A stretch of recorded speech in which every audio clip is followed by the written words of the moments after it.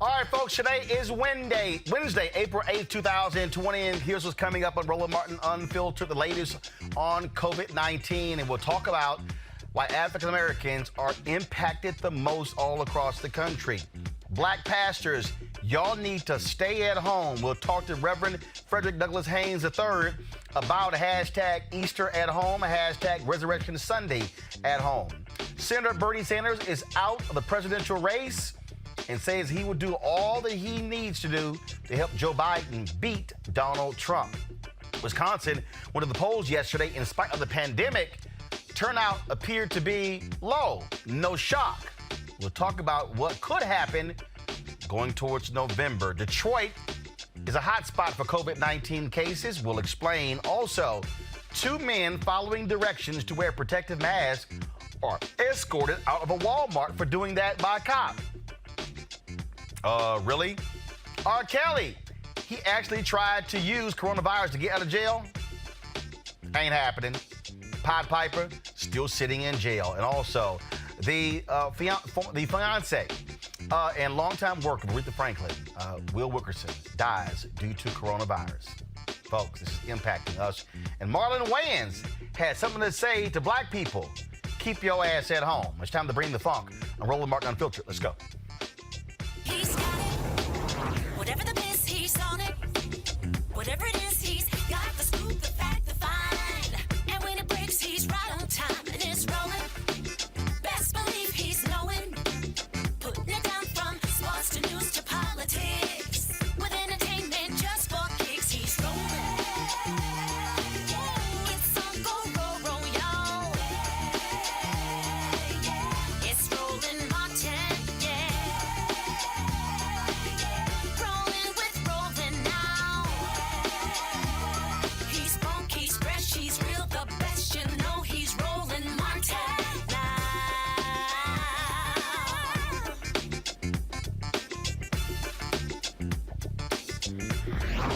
Martin.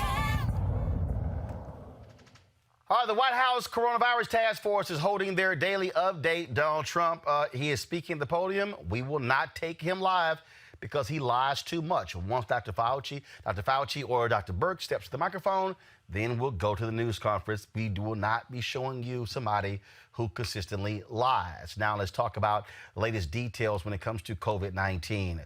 422,369 cases of COVID-19 in the United States as of today. In its 3 territories, 14,463 people have died due to coronavirus. That's 1,905 more than yesterday. 22,187 people have recovered from the virus. Tragically, a large number of those impacted are African American. The Congressional Black Caucus is calling racial data reporting in these cases critical. Joining me right now is Congressman Al Green of Texas. Congressman Green, glad to have you back on Roland Martin Unfiltered. My honor to be back with you, and I look forward to the interview. Very simple. When you look at what's happening across this country, when you finally saw yesterday during the briefing where this issue came up. Folks, if y'all have the video of Dr. Fauci talking about this yesterday, please roll it right now.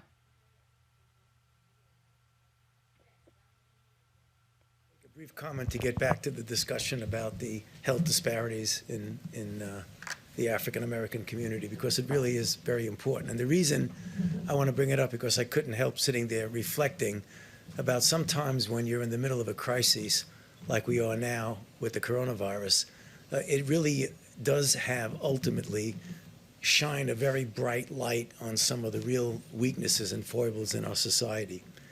And as some of you know, the greater proportion of my professional career has been defined by HIV/AIDS.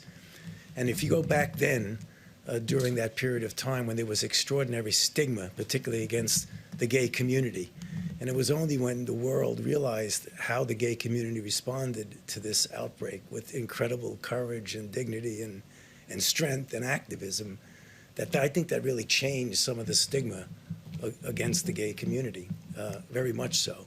I see a similarity here because health disparities have always existed for the African American community.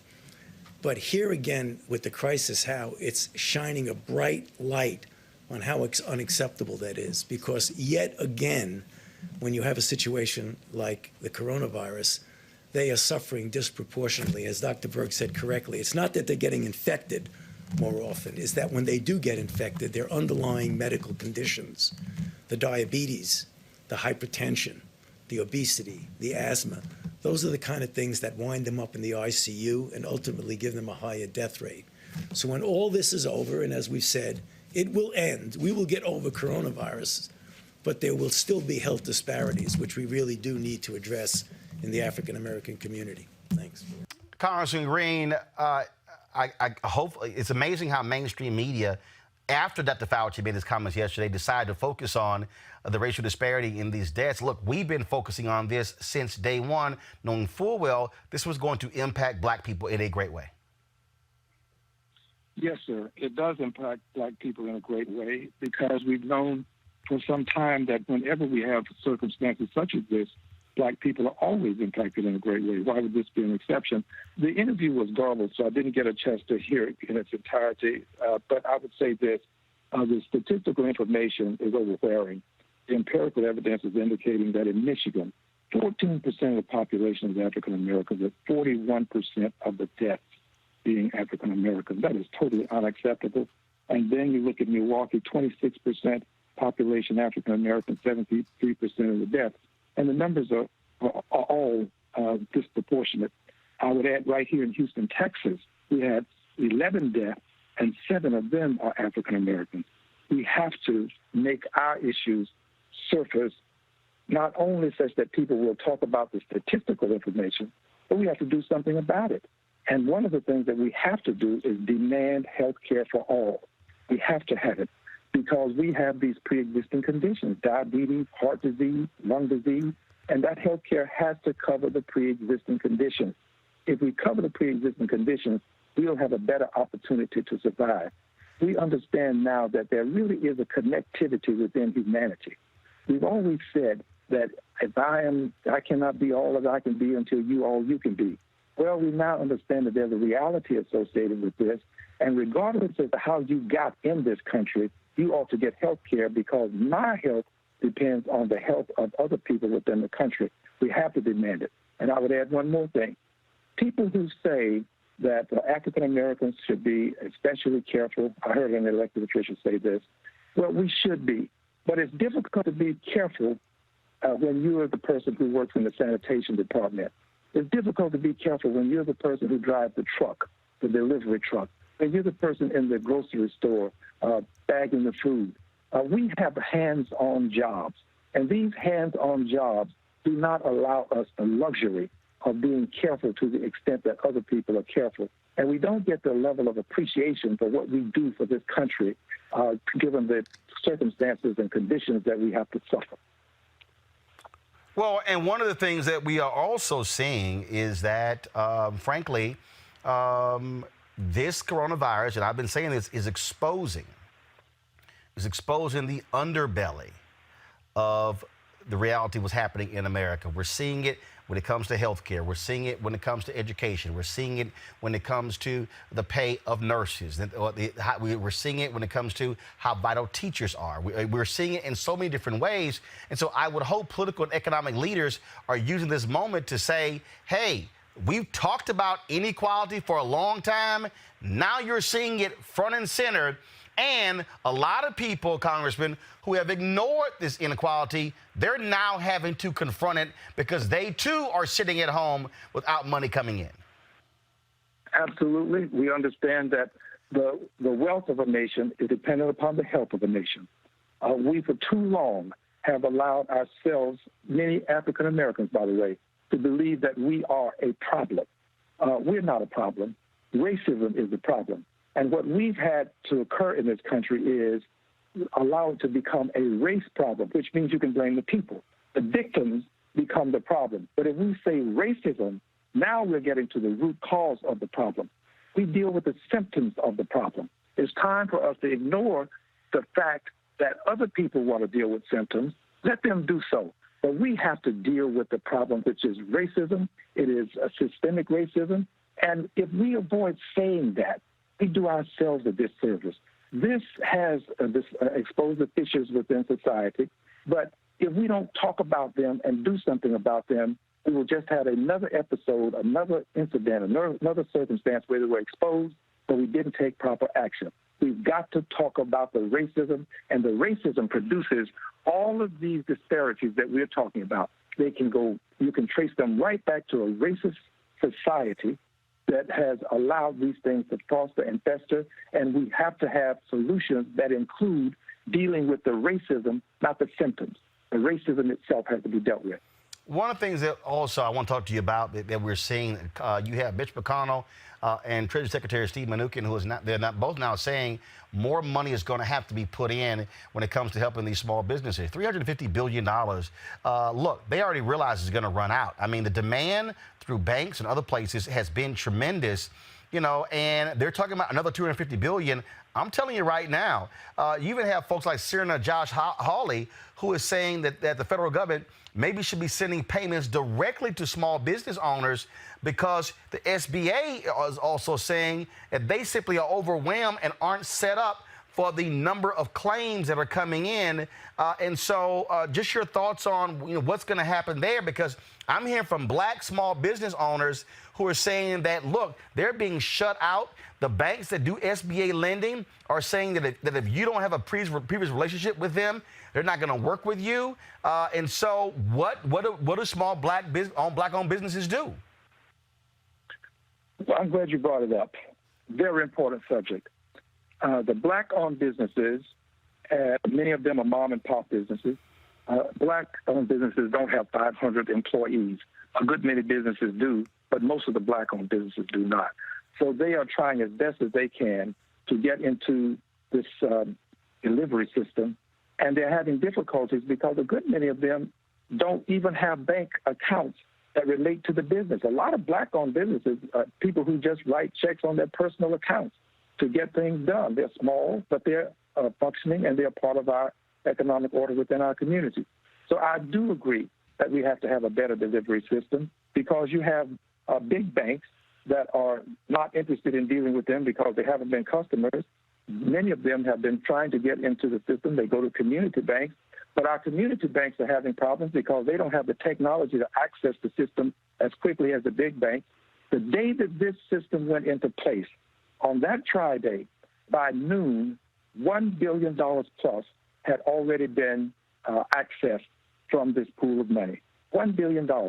Black-owned banks were not a part of that pool because of the technology and other things associated with their smallness. So we've got to do more to help these banks, because they're in the LMI communities, the communities where people are low to moderate income. We've got to help them. They're part of our delivery system. But we still have to focus on those businesses. And just as we sent direct payments to people, and we need to do more of that, they need to be recurring. The Honorable Maxine Waters has legislation pending for us to send more money and send it more often. One time is not enough. But the direct funding should also take place with our businesses.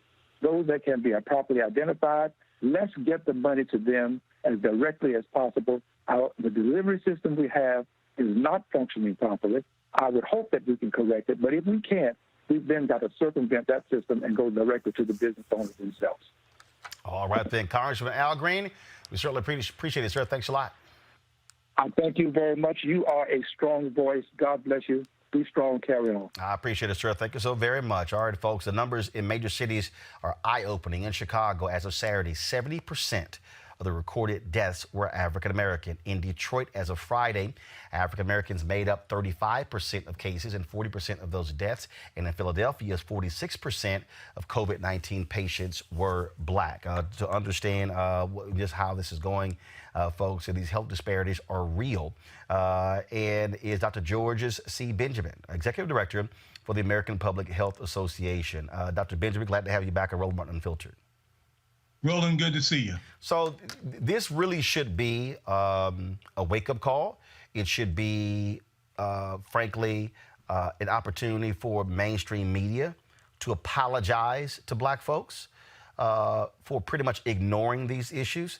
Like I have been saying, the coronavirus has exposed America. It has laid bare this nation as to exactly how it is treating its citizens. And so what we're seeing are people who now are having to confront what actually has happened with this healthcare system. Dr. Fauci yesterday, again, spoke from the podium. All of a sudden, all these media outlets are doing stories about it. Hold tight 1 second. Looks like Dr. Burks is now actually speaking live. We just want to go hear what she has to say live, so go right to the news conference. In Spain, and we are doing much better in many cases than several other countries, and we're trying to understand that. We believe that our healthcare delivery system in the United States is quite extraordinary. I know many of you are watching the Act Now model and the IHME model and they have consistently decreased the mortality from over almost 90,000 or 86,000 down to 81,000 and now down to 61,000. That is modeled on what America is doing. That's what's happening. And I think what has been so remarkable, I think, to those of us who have been in the science fields for so long is how important behavioral change is, and how amazing Americans are in adapting to and following through on these behavioral changes. And that's what's changing the rate of new cases, and that's what will change the mortality going forward, because now we're into the time period of full mitigation that should be reflected within the coming weeks of decreasing mortality. I mean, that's what we really hope to see. We are impressed by the American people. And I think models are models. I've always worked on validating. I spent my life validating models all over the world, and that's why we do surveys and surveillance, and we make sure that what we think is right is right. I think this will change how people look at respiratory diseases, because it will change what is possible when the globe, and particularly the American people, do this level of mitigation. And I think, as I talked about yesterday, we are still in awe, really, of the American people's strength in this and following through. If I could just ask Mr. President. Yeah, I'm going to do that. I'm going to ask Bob to come up just for a second. Come on. All right. So, Dr. Benjamin, I don't take Donald Trump live because he lies too much. So this one going back to you. And again, these people are finally waking up and realizing what the hell's going on. Well, you know, Roland, let me remind everyone that in 1865, the Freedmen's Bureau was established to deal with former slaves and people of color. In those years, they understood that we had health disparities. So this is not a secret. The Congress of the United States actually passed legislation to create a bureau to try to adjust with these issues, not only with health, but a whole range of societal issues as well. Now, as you know, they took that apart. And so we've been dealing with that since, obviously before then, but 1865, Frederick Douglass argued for it. W.E.B. Du Bois studied it. So we understand these disparities exist, and none of us are surprised when this happened. In fact, you remember when I was on your show, myself and the other colleague that you had, other physician you had on the show, talked about these disparities and the risk to communities of color. And again, what is interesting here is that you're talking about the underlying, and this is the thing. I think when you talk about that, I think when we talk about all of a sudden people realizing, oh my goodness, 40% of these kids in a lot of these areas don't have access to the internet, okay? And so we could use the word underlying for a whole lot of stuff that coronavirus is now revealing. This right here is a moment where this White House, this Congress, and this federal apparatus needs to say, all right, you're dealing with a pandemic. You're showing who the most vulnerable. Yeah. We better figure out how to deal with the underlying when we're not dealing with the pandemic. Oh, absolutely. Dr. Fauci talked about the HIV/AIDS epidemic, and I've worked with him during those times. And I got to tell you, what did we do? We got out into the churches. We talked on radio. We made sure the messages got out to the community about what the HIV/AIDS epidemic was. You know, we didn't really do that as effectively to the communities of color this time. We needed to do that, but we didn't. And so we now need to continue to double up and do that. In addition, you're right. When this is all done, we're going to have to make sure we deal with the societal issues. And I've been arguing for a new social compact for our society so that we can deal with the underserved. We can deal with the folks that have been just left out in our society. And in many places, of course, that includes communities of color. And I think that for the people out there, when we talk about, what this is revealing, it also begins to reveal itself in terms of, obviously, actions, in terms of how serious we take it. But also resources still come to bear on that. When you talked about the response when it came to HIV/AIDS, the reality is you still had people who were fighting the shifting of resources away from white gay men to African Americans. And in fact, I remember there was a sister, she was in HHS under President George W. Bush, Pat. And I can't remember Pat's last name right now, I'm sorry. But she talked about that, and she was targeted by a lot of these white gay men organizations. And so she went to LA and she said, y'all want to meet? Let's meet. She said, the money should go where the need is. And when that need began to switch from white gay men to heterosexual black women, and then gay black men, people, oh my goodness, what are you doing? Yeah. And that's always been the case. I remember when I was in Chicago, same thing. Loads of HIV/AIDS money going to the north side of Chicago, but ignoring the south side of Chicago. And so this is also where black interest groups have to be even more vigorous when it comes to fighting, because, again, we are seeing numerous folks. We are seeing African Americans in so many these different cities dying. Latinos are slightly ahead of African Americans in New York City, but the people who are dying in New York City are black and brown. Yeah, that's right. And, we don't understand all the reasons. We said that if you get this, people who had chronic diseases would do worse. But, we hadn't thought a lot about, which I think all of us failed to do this, quite frankly, the number of people of color who are public facing. So when we tell folks that they got to stay in their homes, and then we say there are essential businesses, those essential businesses fall on us. Right. Bus drivers, grocery clerks, all those kinds of folks are out here every day, and they're at extraordinary risk. And what you're not seeing again, and again, essential businesses. But then you have let's just go there. You got Republicans who fight paying $15 an hour, who fight a fair wage. But it's like, oh my God, right now, if it's not for those people stocking grocery shelves, if it's not for those people on the front lines when it comes medical workers, if it's not for people who are on the front line, I mean, it's a whole bunch of so-called essential services that we are not having access to if those people were not there. And so this whole thing I believe should cause a dramatic shift in thinking in terms of how we approach essential workers, because as you say, for African Americans, the black and brown folks, they're the ones who are working in public transportation. They're the ones who are working in restaurants, these customer service jobs, and we cannot deny that reality. I thank them every day I see them when I have to go out and do some essential work in an essential business. I thank them for being there. And, when this is all done, we're going to have an enormous discussion about a living wage. We're going to have another continued discussion about paid sick leave. We're going to have to talk about income inequality. And for me, we're going to absolutely have to talk about having a system with everyone in and nobody out, so that everybody has quality, affordable health care and access to health insurance. I did want you to speak to this here. There was a gentleman who was arrested in Cincinnati because he did a video where he and others were out celebrating. They said they didn't get damned by coronavirus. And unfortunately, when you see this video, it's a whole bunch of black people. If y'all got it, roll it. Yeah, that's how we doing it in my city, man. We don't give a fuck about the coronavirus. It's how we celebrate our coronavirus, bitch. You got 1,400 people watching you right now. What you got? Yeah, man.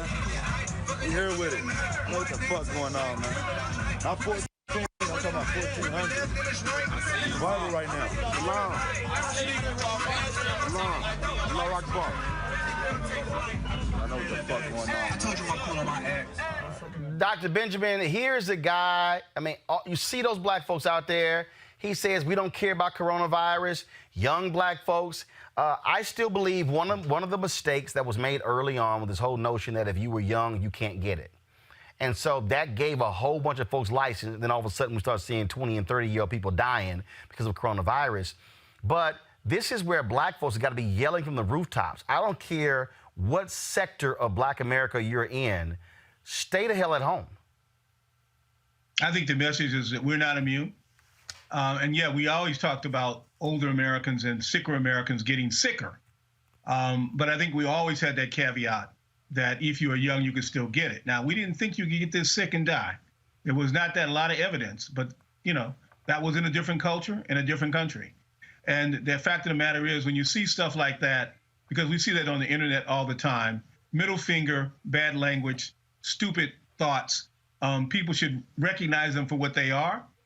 Now, when they get sick, we're going to take care of them. Unfortunately, you know, they will maybe very well get sick if they're out there and they get exposed. And of course, we're going to take care of them. But I got to tell you, this is stupid. And nobody should be taking this attitude and running with it. Well, and again, he's touting 1,500 people who are on his Instagram Live. And I'm sitting there going, yeah, but those 1,500 could very well be talking about your death. That's right. That's right. And when he gets sick, ain't not one of them going to pay his health care bills. Right. You know, and I doubt too many of them are going to say, you know, some nice things about him. And what I'm hoping is those 1,500 people don't listen to him and recognize the foolishness that he's expressing. Because I'm going to tell you, what he's expressing is foolish. You know, I am sitting in my house. My whole company is remotely working. And I remember the last time on your show, we talked about the next time I saw you, you would be remotely working, and I can see that you are. Well, actually, I'm in the office. So what we did was we don't have any panelists. But your guests aren't there, right? Oh, right. We don't have any panelists. We don't have any guests. Right. You know, the people where we co-lease with, they haven't been in the office since the end of February. We have at most 5 staffers at most. We absolutely practice safe distance in terms of being able to do work. Everything gets wiped down, Lysol'd. Folks got gloves and masks on. I mean, all sorts of stuff along those lines, because those of us in media are deemed essential workers.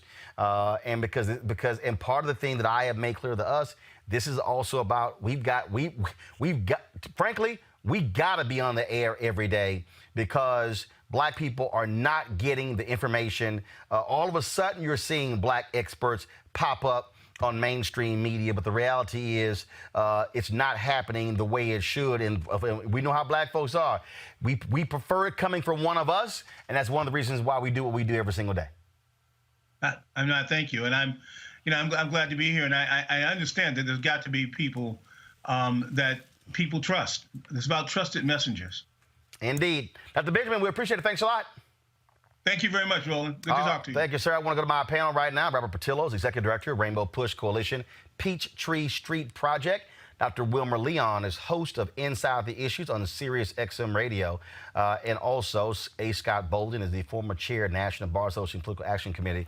Before I go to y'all, I want y'all to comment on this. Actor Marlon Wayans dropped a video on Instagram having a few words for black people when it comes to coronavirus. Here's Marlon Wayans. Hey, what's up? I hope everybody out there is being safe. I hope you're staying your ass in the house, dodging this coronavirus.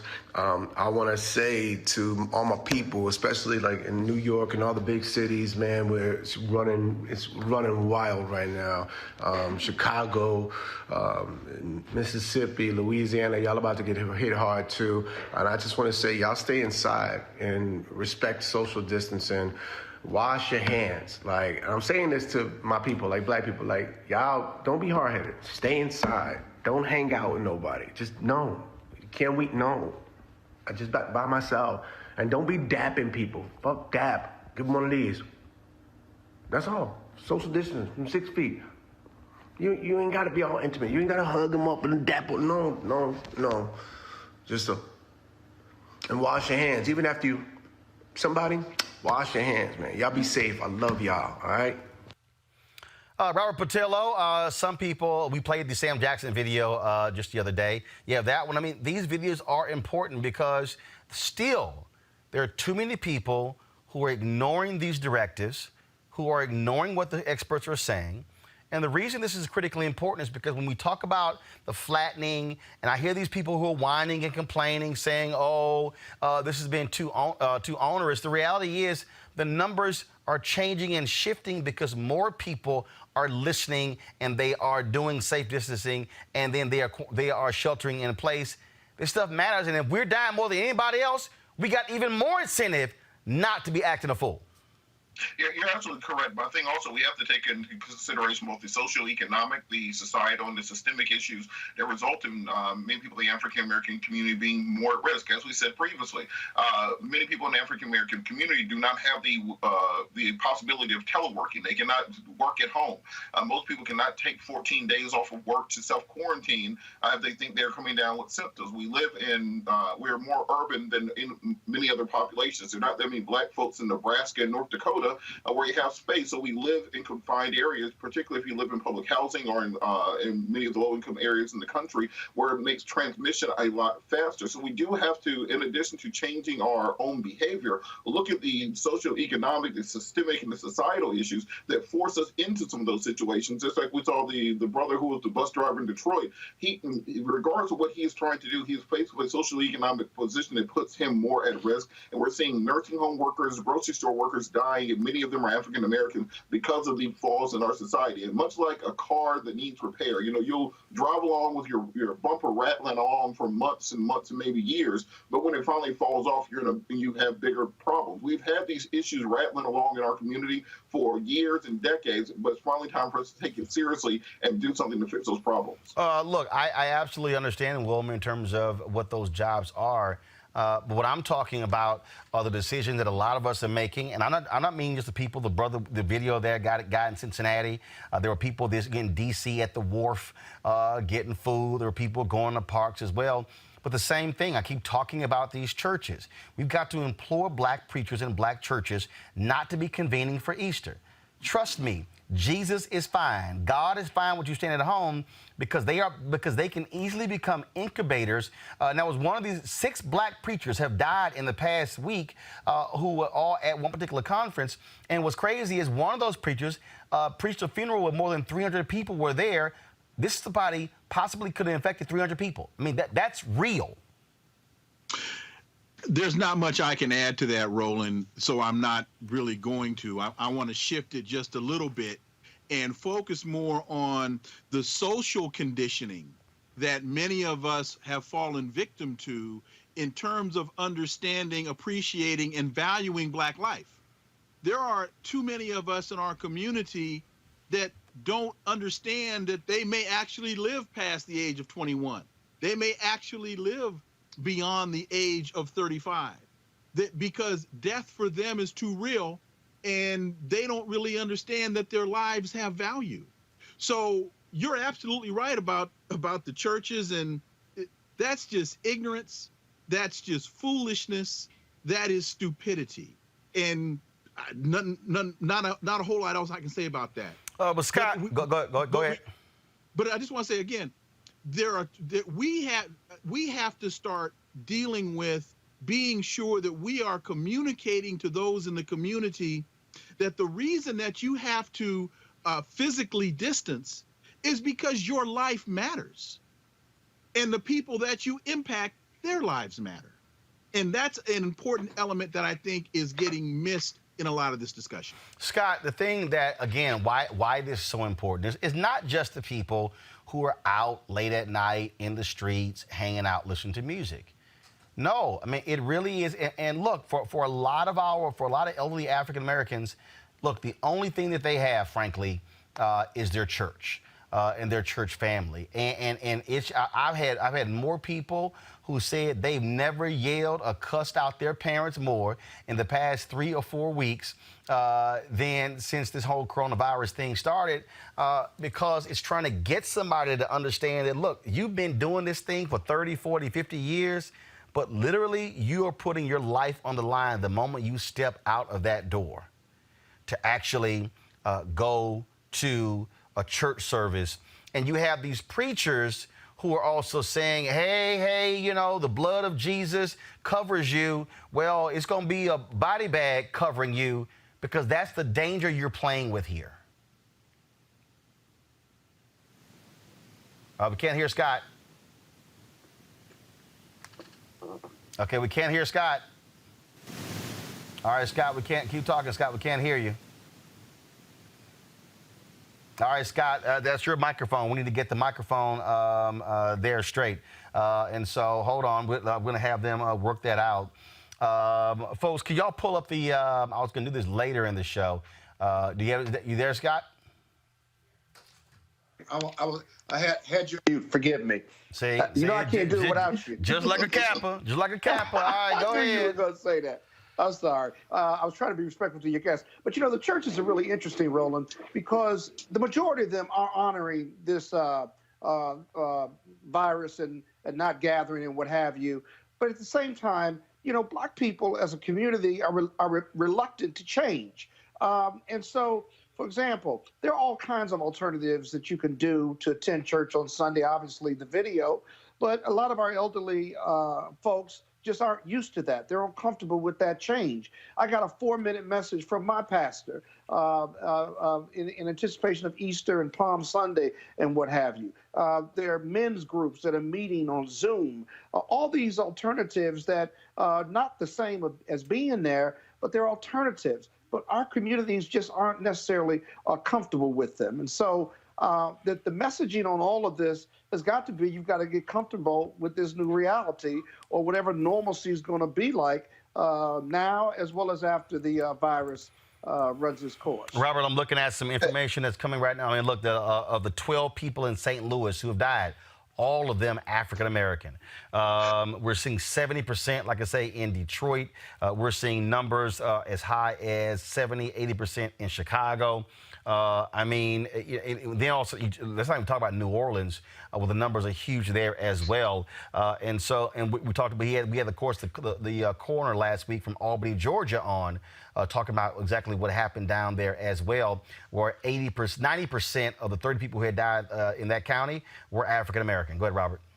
Well, I think also one thing we have to look at is the financial realities of the Black church. There are many churches that exist week to week on the collection plate, and that's why it's difficult for these pastors to simply say we're going to be canceling church service, because they don't know about many of the resources that are available to them through the federal government. What we've been doing with Rainbow Push is holding conference calls with the SBA and with other organizations throughout the last 2 weeks to talk to pastors directly about the programs which are available, part of the PPP program and also the EIDL programs. They're waiving the federal requirements of religious non-discrimination, allowing churches to apply for those programs, which are normally only available to small businesses, to get either a $10,000 bridge loan through the EIDL program or 250% of their operating expenses through the PPP program. So I think if more pastors were aware of the federal programs that were available that can keep them afloat, at least for the next 8 weeks until we get to stimulus program number 4, then many of them will be more welcome to closing the church for Easter Sunday and Mother's Day, which is often when they get much of their revenue for the entire year, because at the end of the day, bills still have to get paid. So if there are pastors who need more information on this, go to rainbowpush.org, or they can email me directly to get information on how they can find out how to apply for these programs. One of the things, though, we're seeing, Wilmer, is that the bottom line is it's simply not enough money. The number of people who are calling, the number of small businesses that are applying, these banks are completely overwhelmed. They're saying they're not taking more applications. We're hearing that from Chase. The federal government is actually loosening the sanctions against Wells Fargo to allow them to be able to process these applications. And so what we are seeing, and then, of course, as I said earlier, the Congressman Al Green, the Small Business Administrator, admits that they simply do not have the infrastructure to process this. I'm talking directly to small business owners who are also saying that they are seeing that these banks are favoring larger businesses as opposed to the small businesses that really desperately need these funds. It was very interesting reading this story on Politico where this Republican senator from Missouri, Josh Hawley, who has been saying that, and he's actually, a lot of the Republicans are being go slow, go slow, go slow. He's been saying point blank, no, we got to go faster. And he's been making the argument that money should be going directly to these businesses at a faster rate. And I just think that what's going to happen, Wilmer, what we're seeing right now, you're going to see, if you think the unemployment numbers are already high, if you look up and see these small businesses go under, that number is going to explode. The number is going to explode. And also what is important, I think, for people to understand is the way that this so-called bailout or stimulus package is structured.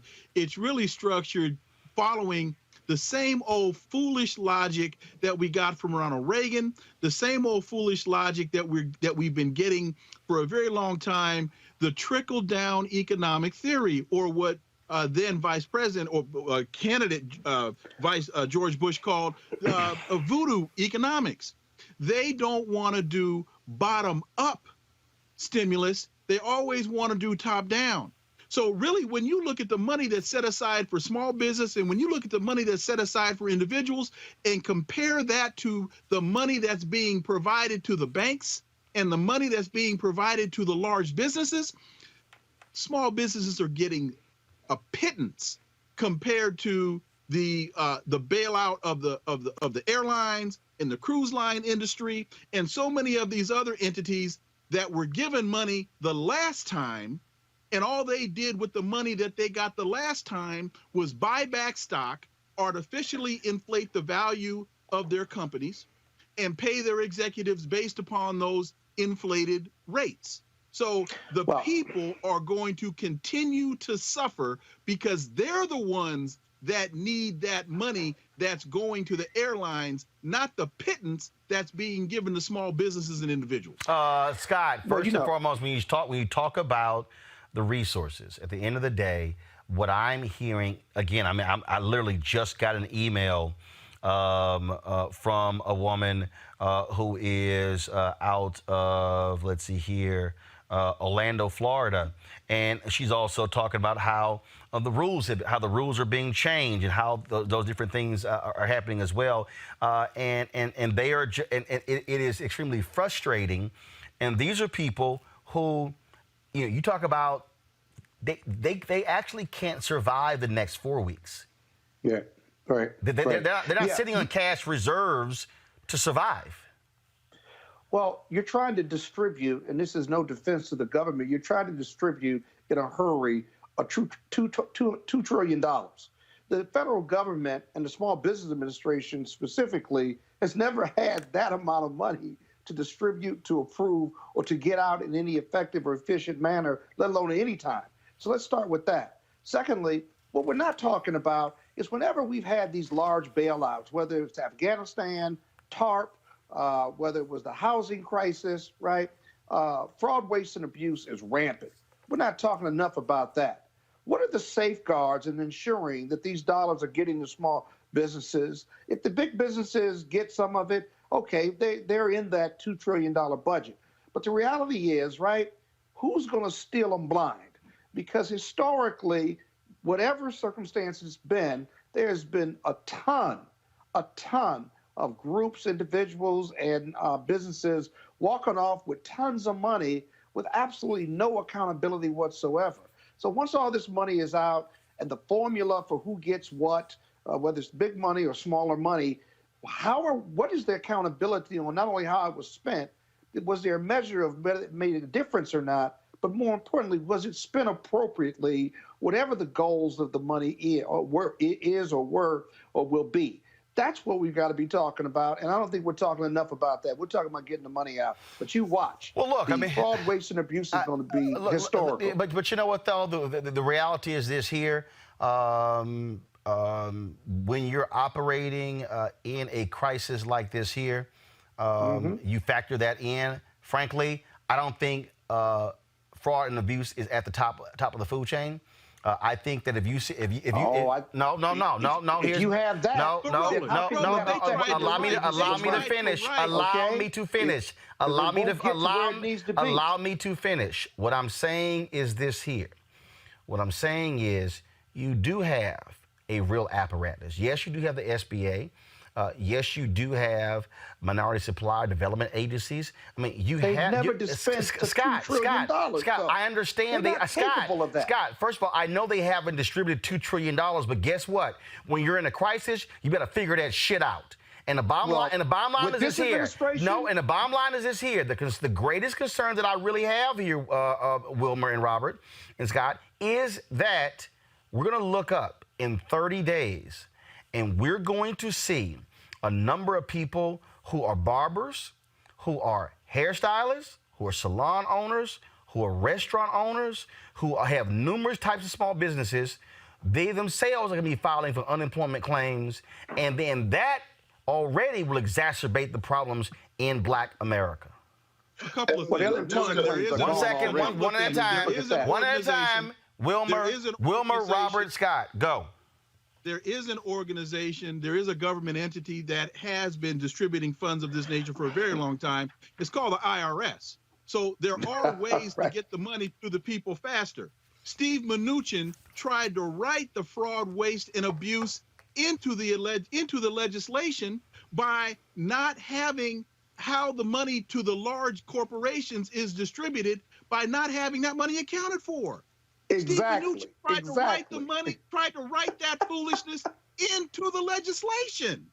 Exactly. So it's not the small business that's stealing us blind.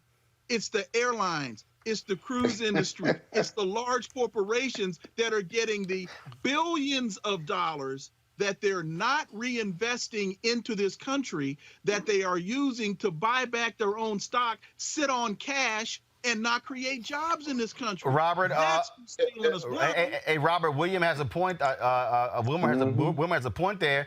The IRS, they do know the addresses of these small businesses. They know the tax returns, and they have an infrastructure that actually delivers checks.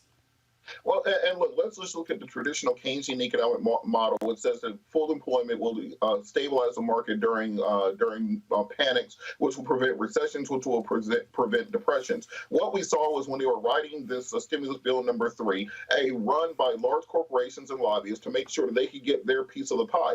This entire legislation could have been about 15 words long. You go into the IRS database, you find out who has direct deposit already on their account. You type $1,000, you hit enter, and the money's there. That's all they had to do. The other 880 pages of this bill are just pork and red tape, which are put in there to specifically delay the implementation of this and to ensure that you can get political favors out there. If you directly stimulate the bottom of the economy, if you keep the American workers afloat, they're not going to go buy a bunch of stock and gold and jewels. They're going to spend the money in small businesses, and that goes up through the economy. So because we have this top-down model, which is very capitalistic until things go bad, and then all the capitalists become socialists because they want government money. As long as you have that structure in place, it's going to be impossible to stabilize the market. Scott, final point before I go to my next guest. If the big companies, and I was talking about the big companies, if they don't do what they're supposed to do, if they act like the Kennedy Center, where the Kennedy Center got $25 million, you all read about this, and then furloughed their employees. The money is not effectuating the economy. If these companies don't do what they're supposed to do, watch the economy be delayed in either coming back or not coming back in the way it should come back, which is why fraud, waste, and abuse matters most. Well, and that's why, be effectively used. And that's why what I'm saying is the difference between true small businesses and institutions like that, those folks are trying to protect their bottom line. But if you've got 4 or 5 or 6 employees, and then again, and it says in the law that if you're able to accept this loan, keep them on the payroll through the end of July, and then there's loan forgiveness. Trust me, you ain't gonna play that game when it comes to trying to pocket the money yourself. Bottom line, though, is we need to have the small businesses actually helped. And $350 billion, it sounds a lot, but that money is running out real quick. All right, folks, we talked about, again, African Americans and testing and how we're being impacted. And when it comes to the access to care or the lack thereof, joining us right now is Patrick Johnson. He is Senior Vice President of Institutional Advancement at Meharry Medical College. Patrick, glad to have you on Roland Martin Unfiltered.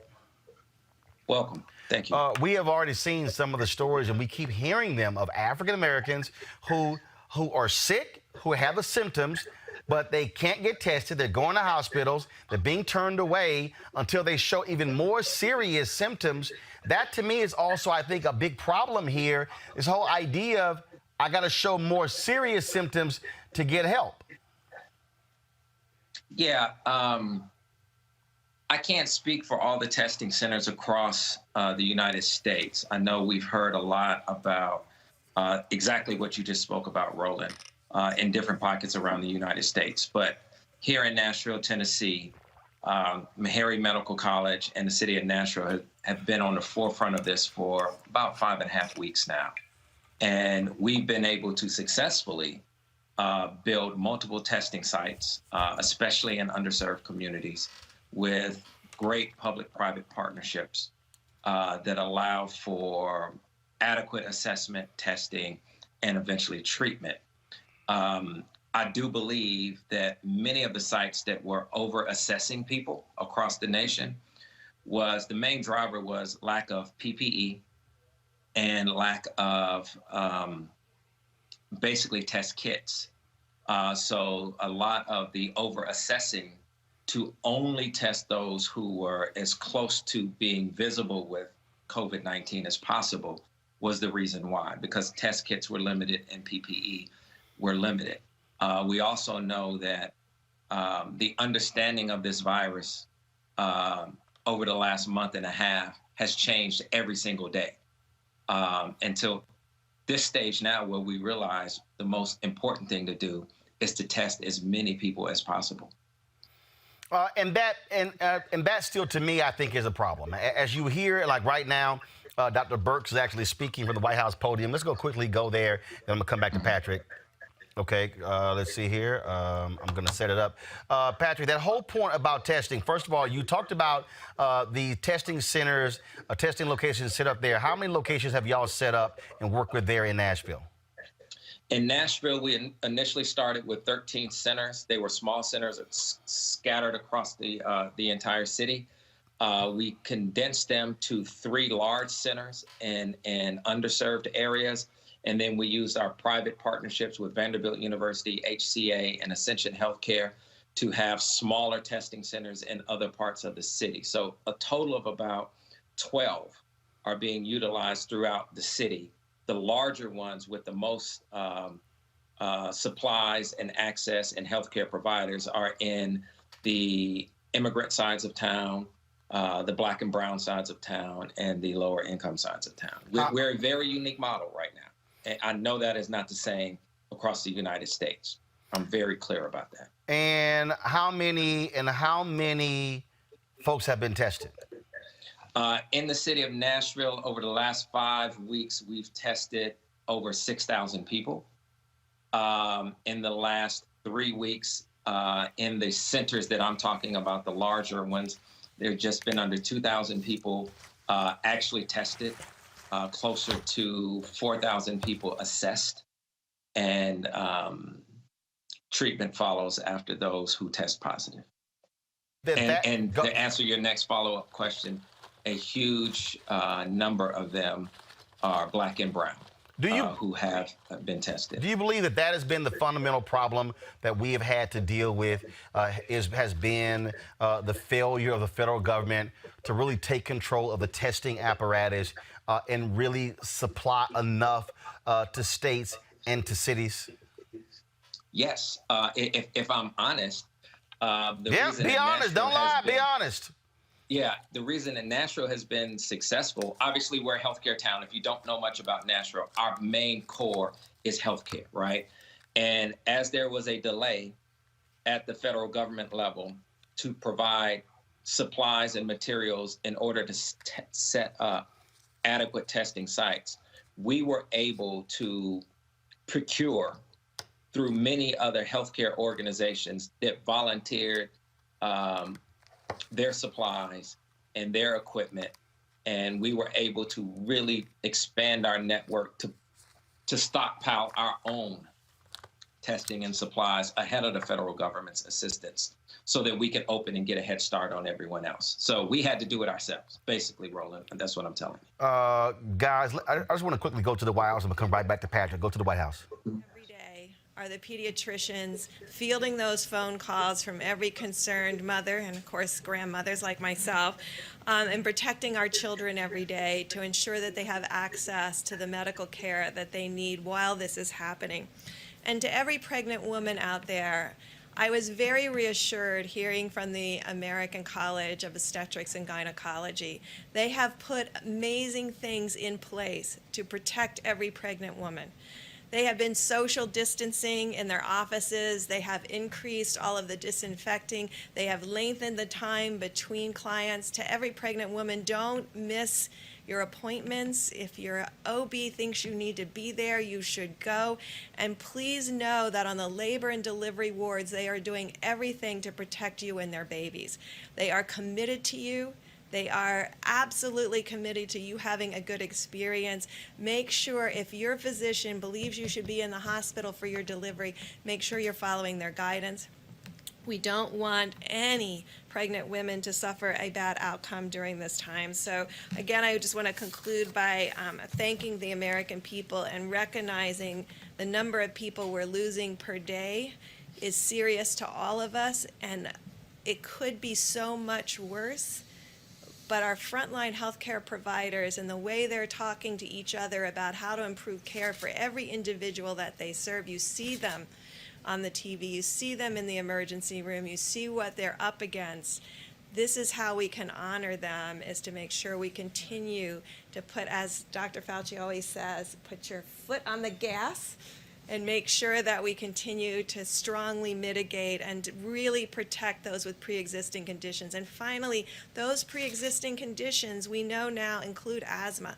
So asthma, hypertension, cardiovascular disease, diabetes, any of these conditions, renal disease, no matter what age, please make sure you're following the guidelines to protect those individuals in your household. We know they're more susceptible to a worse outcome. We don't think that anyone's more susceptible to getting infected. I want to make sure that everyone understands everybody is susceptible to getting infected. This virus is very transmittable, as we well know. But we need to protect those that need our protection the most. So thank you all for what you're doing to get the message out to ensure that we continue to protect each other in this very difficult time. Great. Dr. Fauci, please. Thank you, Mr. Vice President. Just to follow up and underscore what Dr. Birx has said, as I've said many times from this podium, the spectrum of going from infection to getting ill to requiring hospitalization to intensive care to death. And what is the most striking thing that obviously is so sobering to us is when we see the number of deaths. We know now for sure that the mitigation that we have been doing is having a positive effect, but you don't see it until weeks later. Remember this past weekend when all of us got up in front of this podium and mentioned that this was going to be a really bad week. At the same time, we were saying that we would hope we would start to see a little bit of a change in the daily hospitalizations, intensive care, and intubations. And New York is starting to see that. So I say that, but I drop back a bit. Don't get complacent about that, because what's going to happen 2.5 weeks from now is really what's going to happen with regard to the people who are getting new infection. As Dr. Birx said, everybody is almost certainly as susceptible as anybody else to getting infected. It's what happens to you after you get infected. And again, to just keep emphasizing, we need to keep mitigating. We know that this is something that is a strain on the American public, but it's just something that we have, not only the only tool, it's the best tool. And to just shift a bit to what we said yesterday regarding the African American community, it is very painful to see, and I've seen it throughout my entire medical career, that the health disparities in the minority community, but particularly the African American community, puts them at risk, apart from coronavirus issues, puts them at risk for diseases much more so than the general population. The double whammy that you suffer now is when you have this terrible virus, which essentially preys in its ultimate deleterious effects on people with those underlying conditions. And since that is more predominant in the African American population, we want to double down and say to the young people, to the elderly people in that community, to please try as best as you can to protect yourself if you're a younger person, and to please protect the people who are susceptible. Your grandmother, your grandfather, your elder uncle, the people who have these underlying conditions. Because we are not going to solve the issues of health disparities this month or next month. This is something we should commit ourselves for years to do. But what we can do now, today, is to prevent people who are put at higher risk because of their demographic group from getting into a situation which is much, much more deleterious than the general population. So I plead with all of us in the population, but particularly for those of us, our brothers and sisters in the African American community, because we know that mitigation does work. The reason we know it works is the question that was asked about the numbers, that why they came down, or the projections. Because remember, what you do with data will always outstrip a model. You redo your models depending upon your data. And our data is telling us that mitigation is working.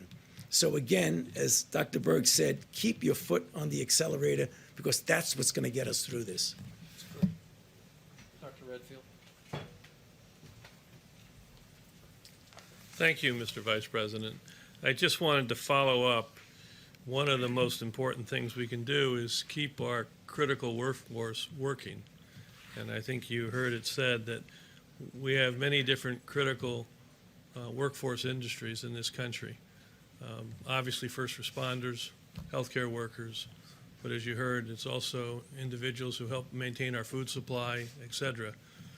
And so what CDC has done is that we've really looked at the essential workforce and how to maintain that workforce, particularly at this time as we begin to get ready to reopen and have confidence in bringing our workforces back to work. And so we've put out a new guidance for essential healthcare workers who've been exposed to the coronavirus. These are individuals that have been within 6 feet of a confirmed case or a suspected case, and so that they can, under certain circumstances, they can go back to work.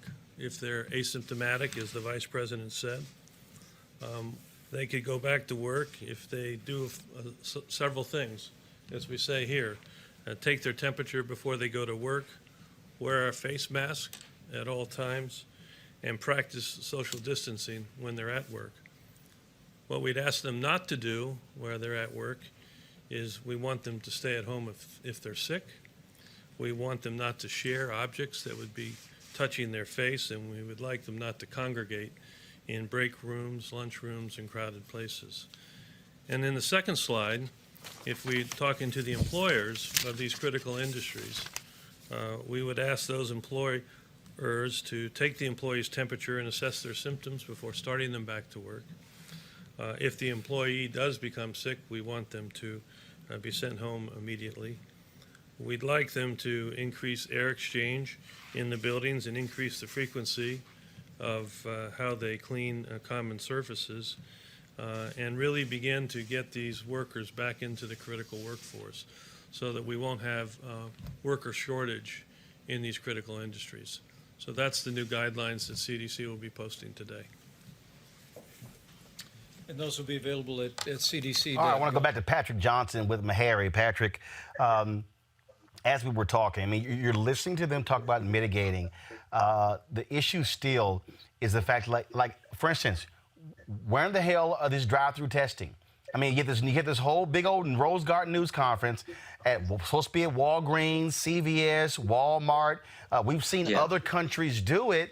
And so, as what you're dealing, is the issue testing, or is the issue processing the test?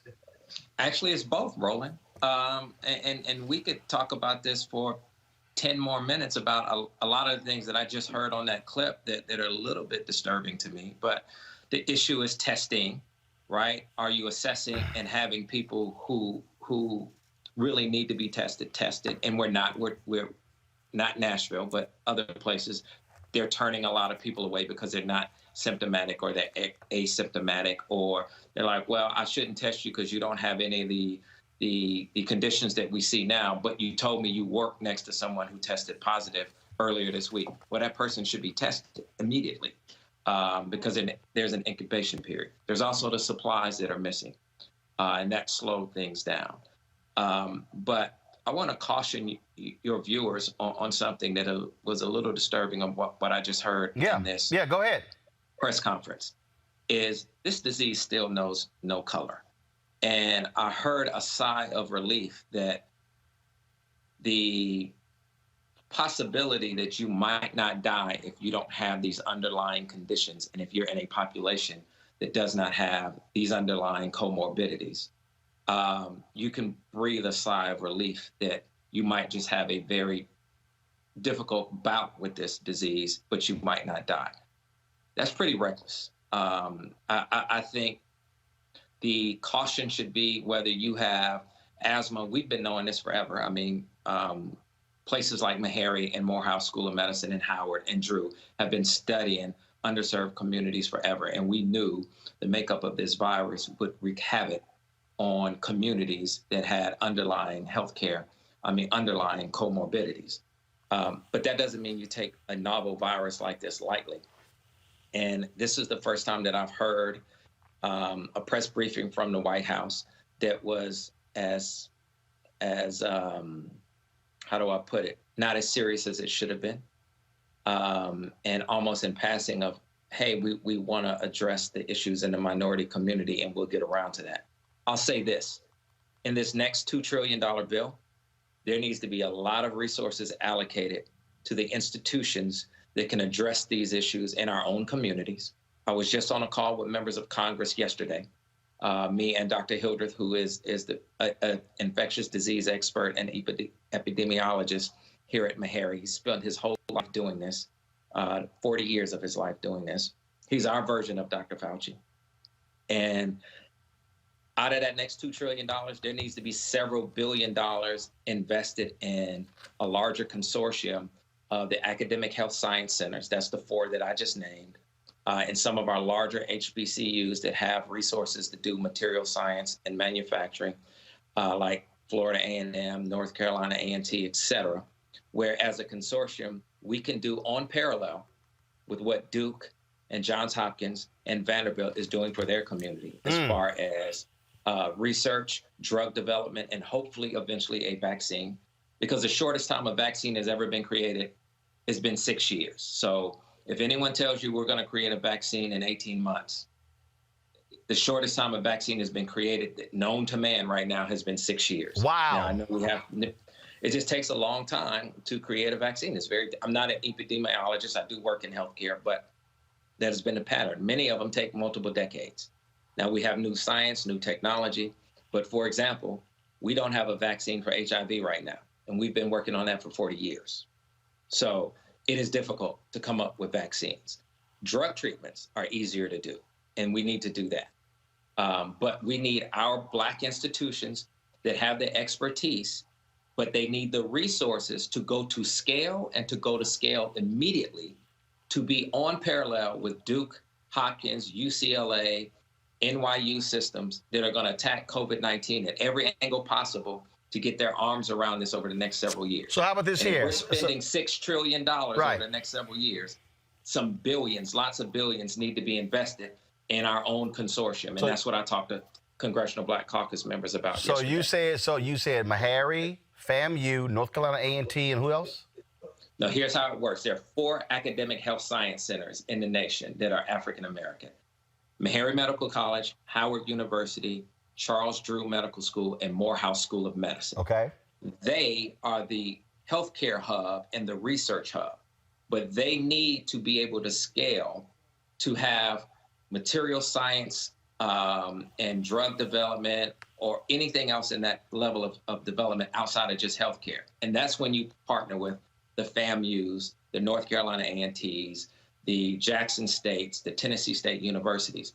And collectively, we become a healthcare hub that is the equivalent of Duke. We collectively have all the resources that Duke would have. But in order to scale that quickly, dealing with a global pandemic, you need 5, 10, maybe $15 billion. And Roland, beat this drum as long as you can. $10 billion in a $2 trillion stimulus package is 0.05% of that money spent. It's not even a drop in the bucket, not even close. But it would bring us to scale with the people who understand underserved communities. When I heard Dr. Fauci said, we just now found out that asthma is an underlying condition that could cause you to die if you get COVID-19, every Black healthcare worker in America knows that. Meharry has been saying this for 5.5 weeks in Nashville, and that's why we're ahead of the curve here in Nashville on underserved communities. This isn't new science to us, but in order to scale and deal with this on a global pandemic level, we need money that can help us scale immediately. Oh, well, this is, first of all, this is why this show exists. We're largely ignored in the mainstream. I don't know if any of the cable networks have called Meharry or in the broadcast networks. We know y'all exist. We've had professors from North Carolina A&T on. We've had Morehouse School of Medicine on, Howard University on, and you're absolutely right. We've got to be making those points. So what I would do, I've already texted my booker Jackie. What I would love is to have. I would love to have a conversation, to have you back or someone else from Meharry, have someone from Charles Drew, from Morehouse, from Howard, and have all of you on together to talk about what this will look like, what it means, so we can begin to advocate that and push that as well. We appreciate your advocacy, Roland. We really do. All right, Patrick Johnson, Meharry Medical College. We appreciate it. We'll have you back. Thanks a lot. Thank you. All right, I want to bring back my panel. Is Scott, Robert, and Wilmer there? Still here. Yeah, we're still here. Scott, I'm going to go. Thank goodness. I'm going to go. Scott, I'm going to go. Since you off mute, I'm going to go to you first. I mean, you heard what he just said there, and I mean, here's a Black doctor. Where Dr. Fauci is like the preeminent person, and he's going, y'all just realize asthma is an underlying condition? And while Dr. Fauci was talking, this is exactly what I was saying as I was watching it. I said, this is precisely why we do this show. You've got to have Black people who are in healthcare, who are able to talk about these things, because we factor in Black people in the whole equation. And those 4 institutions have been doing this for as long as they have been in existence, for hundreds of years. And they have leading experts that nobody's talking to. Health disparities is not new to Morehouse School of Medicine or Meharry or Howard. It's what they do every day, and nobody's talking to them. No offense to Dr. Fauci and the other experts that are on these press conferences and stuff, or the Surgeon General, but that data is there. That work is there. And by the way, the brother you had on was just as sharp as any doctor, scientist, researcher you could have at the White House or leading this effort. But the health disparity piece, this isn't new either. Democrats, Republicans, it's been around for years. And none of your guests, by the way, when you ask them about it, they define the problem of health disparities, right? They can tell you all about that. But I challenge you, if you really think about it, none of them had any specific points to fix that health disparity. Like 3 different points. These are the 3 things we need to do to fix health disparities in communities of color. Not one of them, expert or politician, could really answer that question, but they could define the problem. We got to start answering those questions. Wilmer, again, I mean, to sit there and to go to this White House news conference, Dr. Birx, Dr. Fauci, the head of the CDC, to have these experts, and then to have Patrick Johnson on from Meharry listening to that and going, wow, y'all just figured out asthma is an underlying problem. Again, that is just funny. But That's just right. crazy. I mean, Wilmer, but this is the point I'm making as to why, when you watch these shows, you're not seeing black experts. You're not seeing, because look, let's just cut to the chase. Black people, we got to learn they shit and our shit. They don't have to learn our shit. And so that's the point. We bring a whole different vibe to this thing. Wilmer, go ahead. Well, that's not only unique to this circumstance. We see this happen time and time and time again. It's kind of like one of the jokes about talking about people from Harvard is they tend to think they're the smartest people in the room because they're the only people in the room, and they talk to themselves. It's an echo chamber. So you're also dealing with an administration that just a month ago, the president was telling us that there were 12 cases, they were going to go away and you could go back to work. We have, I think, at least three living former surgeon generals. No. You got more than that. In fact, I looked at it because we also remember when Elder stepped down, there was an interim who was a sister. Three of whom are African American. No, there are 6. Okay. There are 6. Go ahead. I'm trying to get them all 6 on, but go ahead. Three of whom are African American. Where are they on the podium? No. I'm saying there are 6 black former surgeon generals still living. 6. Oh, okay. That makes my case even stronger. Right. And I mean, when been on here. You nailed it. I mean, you nailed it. When Fauci's talking, I'm like, hey, where are the black people? They're not really. Well, Mike Pence, last I checked, has no background in public health. Trump's son-in-law, Kushner, has no background in public health. What you see is a political solution to a public health pandemic. Never the twain shall meet. It's just that simple. They're not interested, not really interested in solving the healthcare crisis. They're trying to mitigate a political problem. And here's the other deal, Robert. All right, so now all of a sudden they realize, oops, there's a black problem. I can tell you point blank, the White House has made no effort to get the current black surgeon general on this show. We've tried. I wonder if they've thought to get the black surgeon general, on Ricky Smiley's show, Steve Harvey's show, D.L. Hughley's show, Erica Campbell's show, Wilmer's show, Joe Madison's show. No, because guess what? They are afraid that they're going to get actually criticized. I think the administration has So go ahead. I'm sorry. Go ahead. I think the administration has been very responsive when it comes to African American issues. We've had people from the SBA, from small business, from the HBCU initiative on many of the conference calls we've done with Push. But also, just to address something that Fauci said. Wait, hold on. Before you go to that point, they have been responsive to phone calls with groups. Robert. Yes. But here's the piece. That's only a handful of people. For instance, I know for a fact, I talked to John Hope Bryant. There were 4,000 people who were on that phone call the White House did on Friday with various African Americans talking about the small business bill. That's 4,000. I can tell you right now, there are going to be 40,000 who watches just this 6 p.m. show.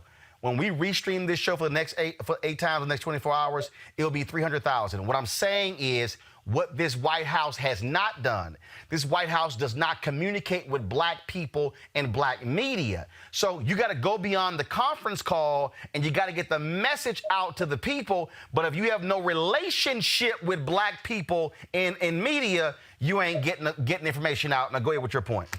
I agree with you on that completely, but just on the point of what Fauci was saying about not knowing asthma was a contributing condition, that is absolutely 100% false. Let's understand that when you're dealing with the SARS-CoV-2 virus, which causes the COVID-19 disease, it is literally the sudden acute respiratory syndrome. That is the underlying virus family that is built off of. So, of course, asthma, bronchitis, emphysema are all going to be contributing factors. And then the way that the COVID-19 virus works is by attacking the alveoli in the lungs, depleting the air volume, which can be taken in. And the difference between this and the previous SARS infection from 2002 to 2004 is that it attacks both the upper and lower part of the lung concurrently, causing fluid buildups, which then creates a sciatic storm, which where the immune system attacks the virus, overloading the ability of the immune system to work, and then causing lung failure and thereafter other infections to be able to take the person out. So the idea that the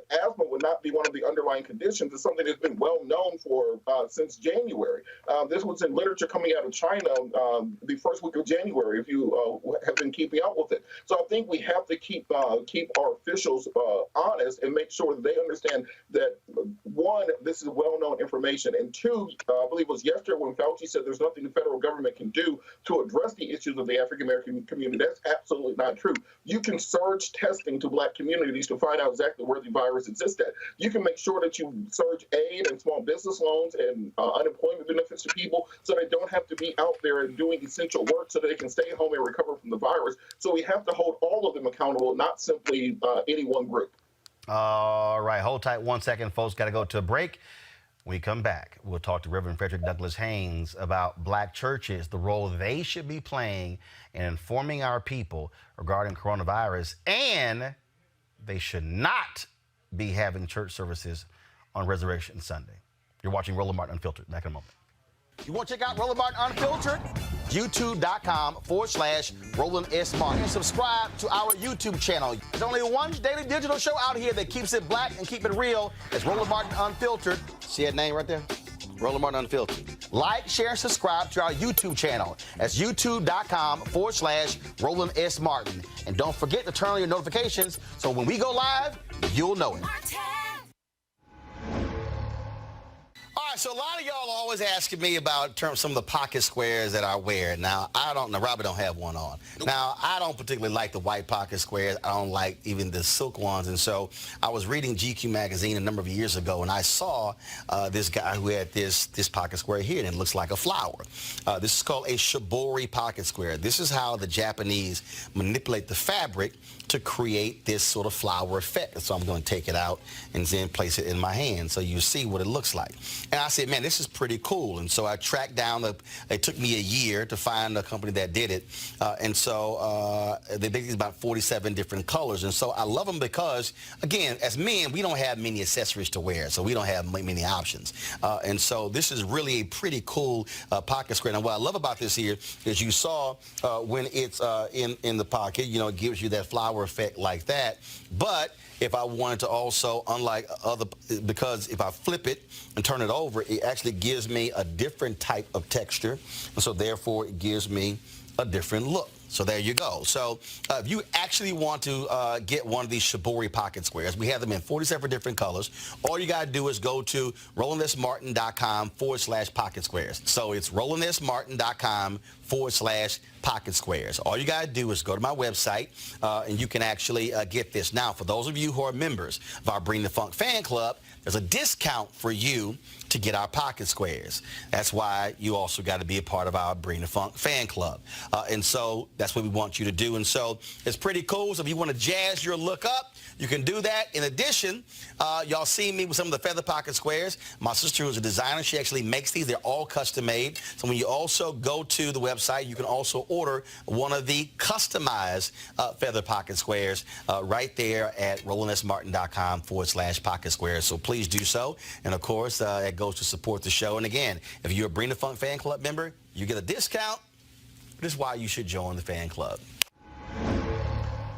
All right, folks, 2 black men went to a Walmart in Illinois wearing protective masks, as we've all been advised to do.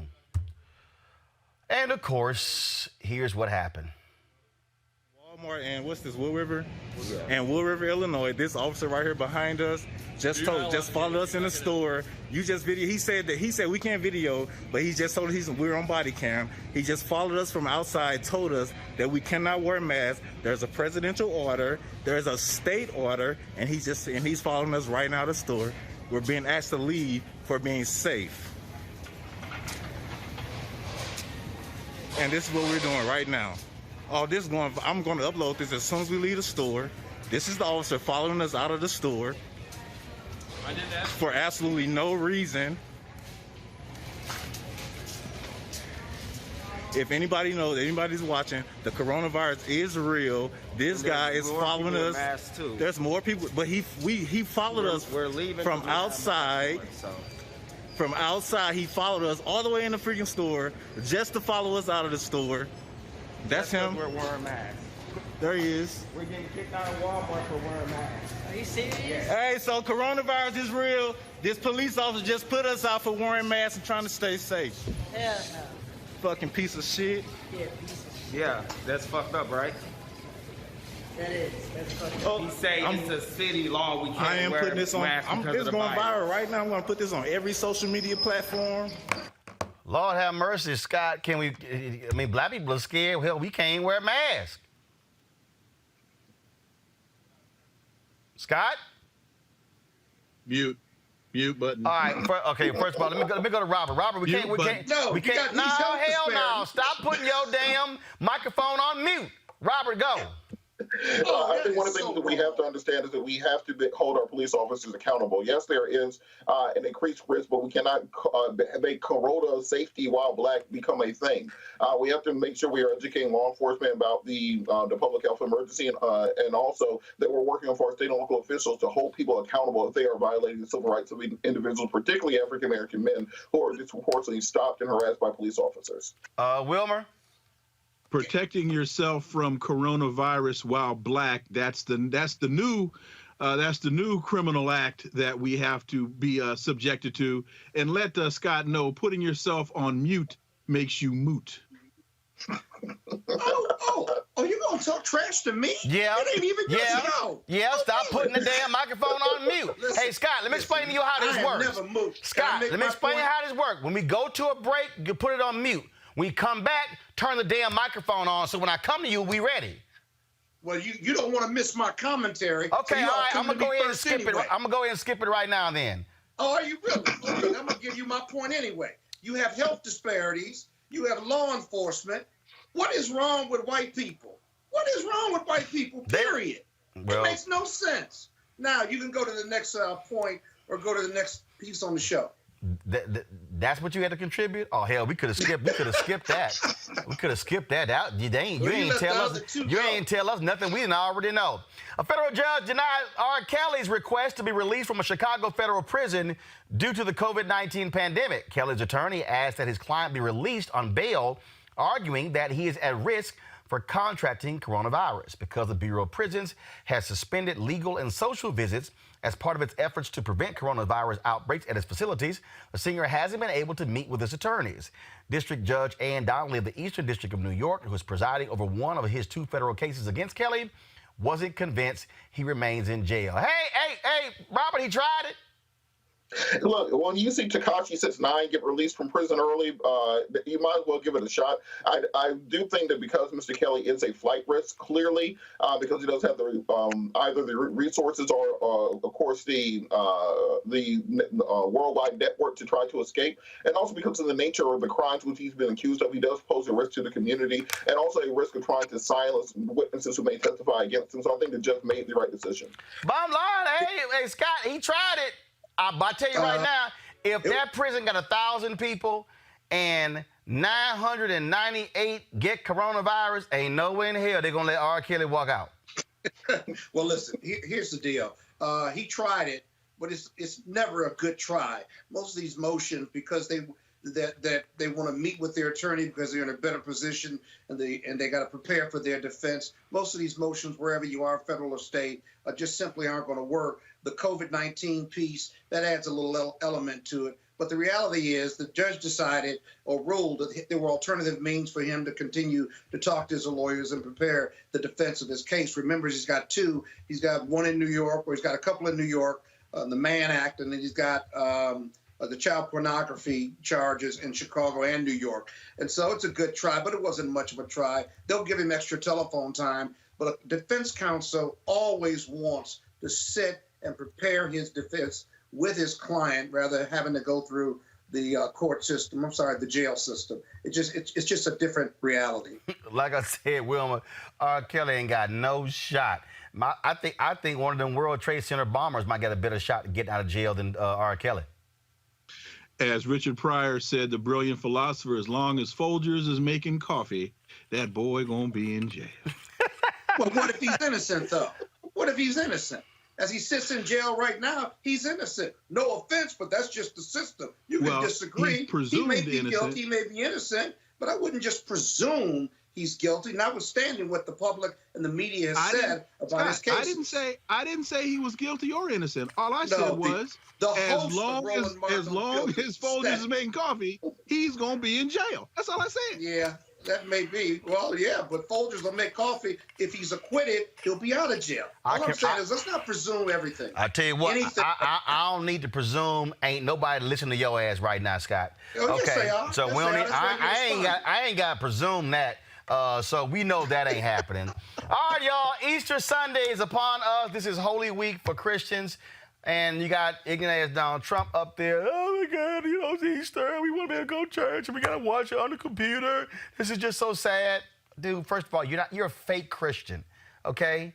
Just stop fronting. But the reality is this here, people. Churches are being impacted in a huge way. Obviously, not being able to have Bible study, not being able to have church is hurting churches economically, for fellowship. But here is the real deal. And we did the story. Churches are incubators. I told you about the story in South Korea. They had 30 people. They had the issue under coronavirus. They had it contained. There was a woman in South Korea who doctor said, we need to get you tested. She declined. She then went to a nearby church. Then she left the church and went to a buffet. They believe that woman was responsible for infecting more than 1,000 people with coronavirus.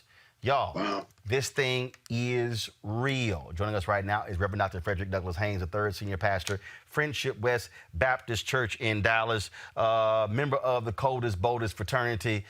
Scott, you couldn't get in. We understand grades were not high enough, but it's all good. He's an Omega? He's an Omega man? No way. Wilmer, why don't you... I didn't even try to get into Omega. Wilmer, why don't you handle my small work over there while I talk to Freddie here?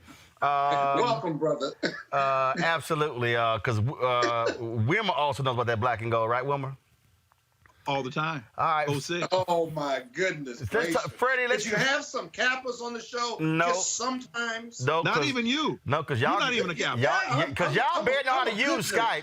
You barely know how to use Skype. Freddie, let me go to you. What are you hearing from your fellow pastors when it comes to Easter service? Are they going to follow the edict not to have church? Because I'm hearing from some others that, man, some of these people are hard-headed.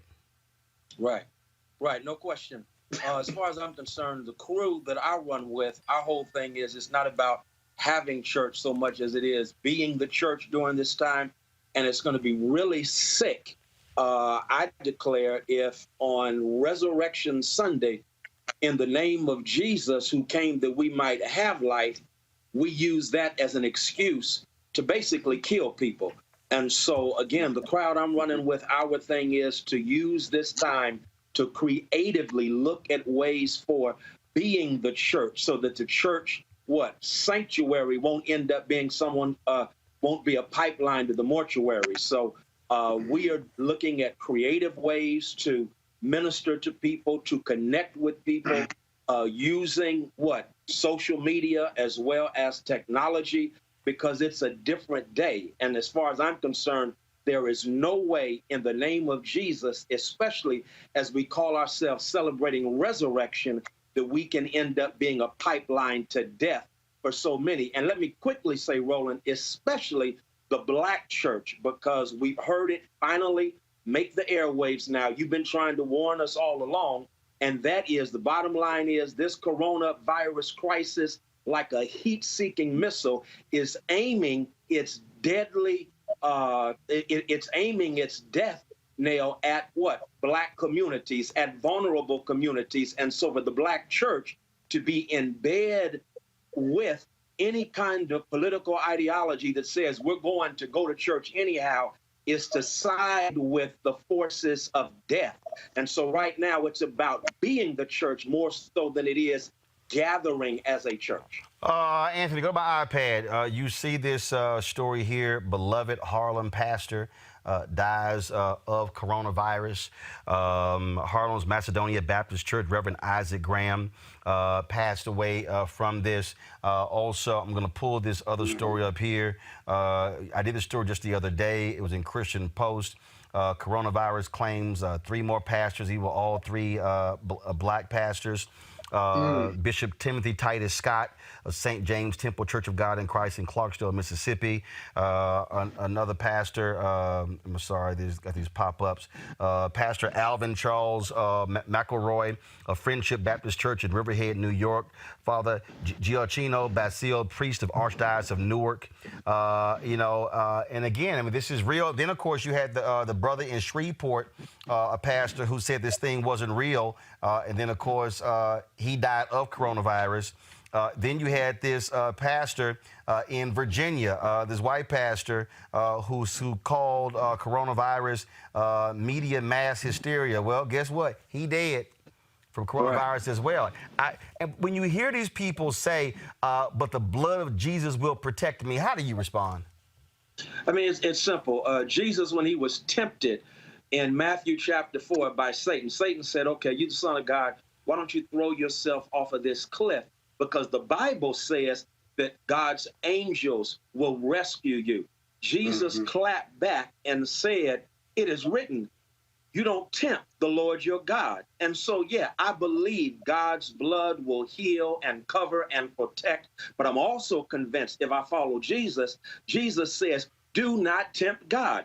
If you have received notice that this coronavirus crisis is killing people, why are you going to tempt God in the name of Jesus, in the name of acting like you have faith? And so again, it's like they like to pick and choose, cherry pick parts of the Bible to justify whatever that is they think they have to do in order to have church, as opposed to being the church. Roland, again, I'll just repeat, especially in the Black community, the Black church has to make up its mind. Are we going to be agents of life, or are we going to tempt God and end up conspiring with our own death? Well, one of the things that I was talking with my wife, Reverend Dr. Jackie Hood Martin, she got papers, I'm just bootleg. And she had to remind people about Exodus 12:7 when she made clear, she said, when they had the 10th plague, God said, put the blood above your door so it passes over your house. But it says stay inside. It says stay inside, period. It says stay inside and close the door. God told them to stay inside. So let's go with the whole Bible and not just parts you want to pick and choose. Well, we've been using the hashtag Easter at home or hashtag Resurrection Sunday at home. And I keep saying, if y'all got mamas and daddies and grandparents, aunts, uncles, cousins, and they want to insist on going, you got my permission for the first time to cuss your parents out to get their attention. Because, I had to, let me tell y'all something. I had to do that. The first time I cussed my daddy out, straight up. It was one of them hurricanes. Hurricane Katrina hit New Orleans, but people forget that was a second hurricane that was going to come towards Houston, and that was a mass exodus of people going out from Houston to Dallas. And I still own a home in the Dallas area, and I remember calling home, and I'm talking about that hurricane is on the way. My mama, she freaking all out. She worried, and I call. I'm like, "Hey, what y'all doing?" I'm just sitting watching TV. I'm like, "So, you packing?" He's like, "No, we're gonna ride it out." I was like, "So you just gonna ride it out?" I said, "You know what? This was gonna happen." I said, "I'm just gonna have my brother come by the house, pick mama up, and your ignorant ass could stay in the house and go ahead. And if something happens and an apartment get demolished," I said, "It's stupid." I did. I said, "Dad, it's stupid as hell. You're gonna sit in the house in Austin when I got a house in Dallas. Just get in the damn car and go on down there and be safe, as opposed to sitting here. Well, I don't know about money. I've already sent some damn money to Dallas. Now get your ass out the house, pack your stuff, and go." Right. See, Freddie, I had to go there. Hey, I'm with you. I'm with you. That bootlegging is working. Had to do it. Freddy Haynes, I appreciate it, Fred. Thanks a lot. All right, bro. Take care. Thanks a bunch. All right, Robert, have you had to cuss out any relatives about not going to church so they don't die from coronavirus? Yeah, my mama Haitian, so I ain't cussing nobody out. But we have strongly advised her to do such, and my sister is taking good care of her. So our family is, luckily we have people who are less hard-headed than me and the rest of my family. Wilma, you had to have a few words with some of your people? No. We're intelligent people, and we know what we're doing. We're good. Yeah, God okay. bless you. You know what that mean? That mean he had to cuss some people out. He just don't want to sit here, and he don't want to admit it. Scott, I know some ignorant people in your family you had to have some words with. You don't know my family. You know what? You Hold up. Scott, you're right. Y'all heathens. Don't nobody in your family go to church. You're right. I don't know what I was thinking. No. We ain't heathens. We certainly go to church. I have to stop my daughters from bringing her friends over to our house. Oh, hell That's yes. why I had to curse my daughter out of it. Really? Really? What happened? Well, because she said, I need a break. I need to go to the beach house, and I want to bring a couple friends. And she wants to bring like 4 or 5 of her friends. This is the youngest twin, McKay. And I'm like, well, baby, you can come. You know, I'm going to always be here for you and feed you. But your 3 or 4 friends, I mean, that ain't 10 people. But I don't know where they've been and who they've been with or what they've been doing. So you can't bring your friends. She said, if they don't come, I don't come. I said, well, we can video conference. I love you to death. Bye. Boom. Boom. Boom. Hey, I'm with that 1,000%. All right, folks, let's talk about what happened yesterday in Wisconsin. They went forward with their election despite, common sense. All these crazy-ass Republicans, of course, wouldn't do it. We're not going to know the results until April 13th. But Madison, Wisconsin mayor Cedia Rose Conway says her office is hearing reports that voter turnout seems low. But even though they had record absentee ballot. Now, it's no surprise considering Republicans demanded the primary be held during a pandemic. Donald Trump expressed his concern about mail-in voting in a press briefing yesterday. Y'all, watch this ignorant fool. So you were highly critical of mail-in voting, mail-in ballots for voting. I think mail-in voting is horrible. But you voted by It's mail corrupt. In Florida's election last month, didn't you? Sure, I could vote by mail for that. How do you reconcile Because I'm that? allowed to. Well, that's called out of state. You know why I voted? Because I happen to be in the White House and I won't be able to go to Florida to vote. But let me just say, well, there's a big difference between somebody that's out of state and does a ballot and everything's sealed, certified, and everything else. You see what you have to do with the certifications, and you get thousands and thousands of people sitting in somebody's living room signing ballots all over the place. No, I think that mail-in voting is a terrible thing. I think if you vote, you should go. And even the concept of early voting is not the greatest because a lot of things happen. But it's okay. But you should go and you should vote. I think you should go and you should vote. You look at what they do, where they grab thousands of mail-in ballots and they dump it. I'll tell you what, and I don't have to tell you, you can look at the statistics. There's a lot of dishonesty going along with mail-in voting, mail-in ballots. Last I checked, the people who really did that were Republicans in North Carolina. Joining me right now is Cliff Albright. He's co-founder of Black Voters Matter. Cliff, welcome back to Roland Unfiltered. You heard that fool talk there. And so here's the thing that all these people are talking about, we need to go to a mail-in voting system. Here's the reality. We have a current system. It's an absentee ballot system. And so... look, we don't know what's going to happen in November. We don't know if we're going to get past this coronavirus deal. but you have to be planning or expecting that this thing is going to continue, and you may have to go to that system. But you're hearing the stuff and to say, well, yeah, I voted because I'm in the White House. I couldn't vote in Florida. It's no different, fool.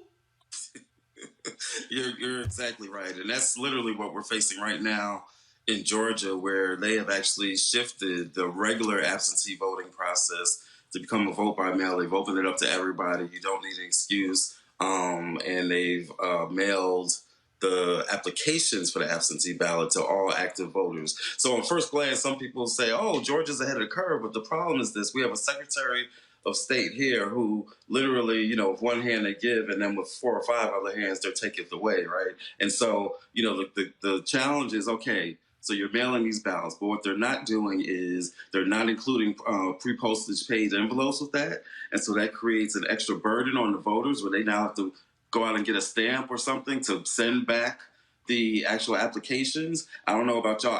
I haven't had a stamp in my house in years. Right, and we're talking about right. I don't know where a stamp is. Exactly. And we're talking about folks in communities where, you know, it's hard for them to go get a stamp, especially since, we're in the middle of a pandemic. We actually have some shelter and stay-at-home rules that says they shouldn't even be out going to the post office, right? That's not an essential trip. And so you've got all kinds of issues in terms of how you go about doing these vote-by-mail programs. There's issues of, do you need to include your ID? Do you need to have a signature or a witness or some type of affidavit? You know, there's all kinds of ways that you can take the vote-by-mail process and make it be extra difficult. And with every obstacle that you put in place, it's literally the same thing as what happens when you move a polling place a mile or 2 away, or you close polling places. What we know is for every mile that voter turnout goes down. It's the same thing with vote by mail. For every obstacle, for every impediment that you put in the way, voter turnout will go down. But let's be clear. Republicans want to stop any attempt to have mass voting because they're on record. Trump is on record. Hey, if we got mass voting, we lose. They want to shrink the voting population to benefit them, period. And I keep telling everybody, you saw it in Wisconsin. Republicans are not going to play fair. They're not going to say, let's do what's right. They're going to do what they need to do to win. You're exactly right. And not just Trump, like right here in Georgia, the Republican Speaker of the House is on record saying the same thing. Like, oh, if you expand this voting, if you send these ballots out to more people, Republicans will never win something. So right. He literally said it. He literally said it. You do this, we're not going to win anything. That's right. That's right. And so they're shameless in their attempts to grab power. Even when you look at the Wisconsin speaker, like I'm sure you've seen it. Everybody, your watchers have seen the video of their speaker dressed up in all kinds of PPE, all kinds of wraps and masks. Yeah, I played it yesterday. Yeah, he's got a full suit, hat, gloves, mask, saying, hey, it's safe to vote. Right. And so they're shameless about the way they're going about it. The response is this: we have got to be just as ruthless in our desire to protect the vote, right? We have got to be just as ruthless in our desire to go out and expand the vote to every legal voter, right? To every legal registered voter, that we have got to be just as ruthless in that process. And what we're going to see is, in these next round of debates that we have coming up about the next round of COVID relief, will the Democrats use this opportunity to make sure that they get inserted into some of this legislation, the money and the policies to make sure that vote by mail can be done legitimately and effectively in November. But they're going to have to show some courage, you know, when the heat comes on them and they're like, oh, we just need a deal. They're going to have to show some courage to say, look, this is our moment to make sure that we get this done right. Because if you don't do this right in November, then it's just going to be just all heck breaking loose. What else do you want African Americans to be focusing on while we're sort of in this stage and trying to figure out what's going to happen? What should black voters be doing? I mean, at the end of the day, I think we have to recognize our power, right? We have to stay connected to one another. We have to stay hopeful. The truth is that, you know, we're Black Voters Matter. We live this every day, but we've even been hesitant to go hard on some of the voting messages right now because what we recognize is folks are going through some stuff right now. You know, there's some folks that right now the last thing they want to hear is about an absentee or vote by mail because they're trying to deal with, you know, their job or somebody who's sick and in the hospital. And so part of what we've been trying to do is just to help folks be connected, to find ways to provide mutual aid and support for one another, to find this balance between what we're demanding of those that are in elected positions, but also balancing that with self-determination in the ways that we help ourselves, and making sure that even in this moment that we're still centering Black joy and Black love and Black culture and Black hope. And so those are the things that I think we're trying to remind people of, but also reminding folks that that part of that process has got to be making sure that we hold power, that we gain power. And it's not just about the presidential election. It's about all the way down to tickets, because what we're seeing in this moment is that, you know, it's governors that are making decisions around how these states are responding. It's state representatives that are making decisions around unemployment insurance and other policies around rent moratoriums. It's local officials at the city and county level. Even when the governors are acting a fool, it's been local elected officials that have been putting smarter policies in place. And so we want folks to stay hopeful and engage all up and down the ballot. All right, Cliff Albright, co-founder of Black Voters Matter. We appreciate it. Thanks a lot. Thank you, Roland. All right, folks. Senator Bernie Sanders today dropped out of the Democratic presidential race for president. Here's what he said in a speech from Vermont. I wish I could give you better news, but I think you know the truth. And that is that we are now some 300 delegates behind Vice President Biden, and the path toward victory is virtually impossible. So while we are winning the ideological battle, and while we are winning the support of so many young people and working people throughout the country, I have concluded that this battle for the Democratic nomination will not be successful. And so today, I am announcing the suspension of my campaign. Please know that I do not make this decision lightly. In fact, it has been a very difficult and painful decision.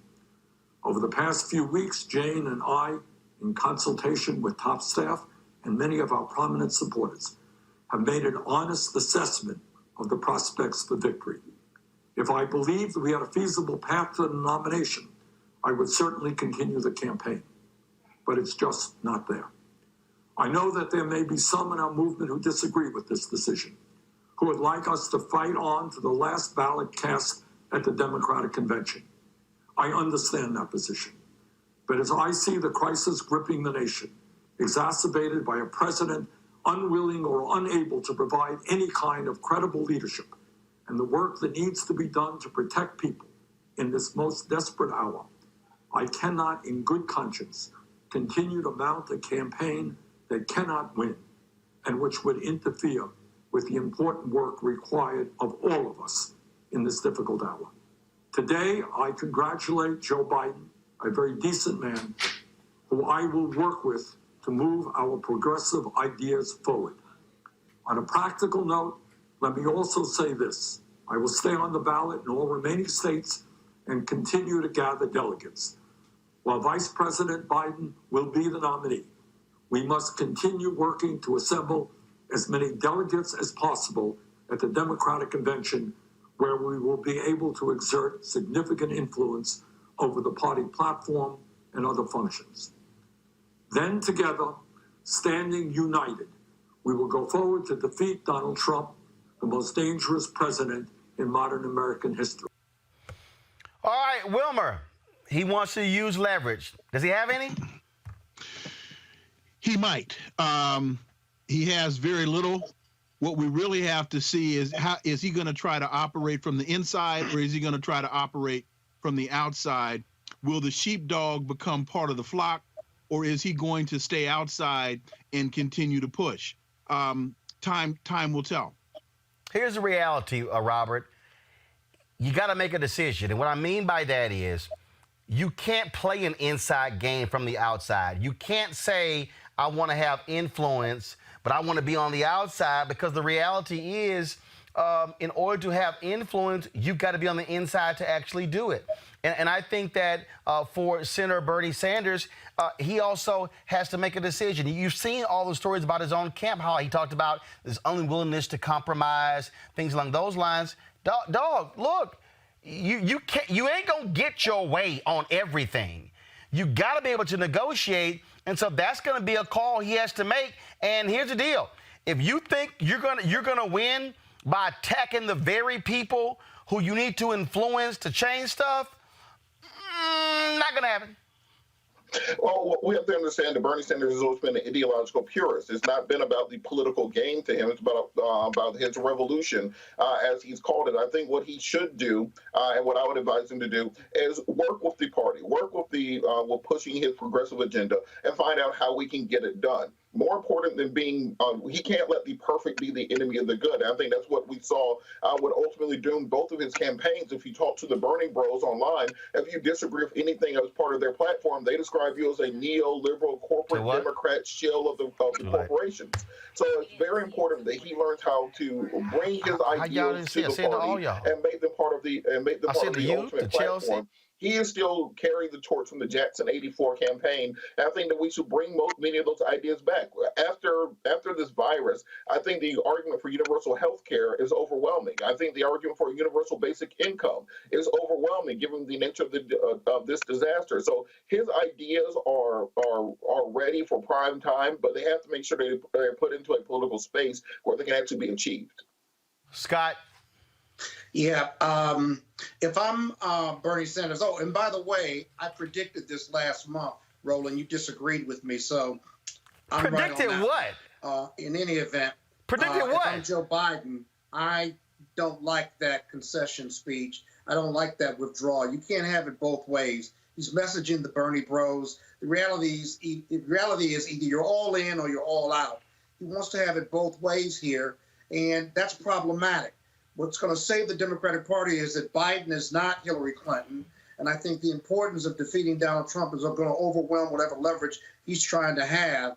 But that speech today was really problematic. It did not connote unity. He said the right thing, but then he's keeping his delegates. He's going to stay on the ballot. He needs to go all in right now. So we don't have a deal yet, and we do not have a unified party yet. At least not between those two groups. Still work to be done. That's what that messaging was, how it affected me today, how I processed it. Frankly, I don't think so. I think bottom line is he's out.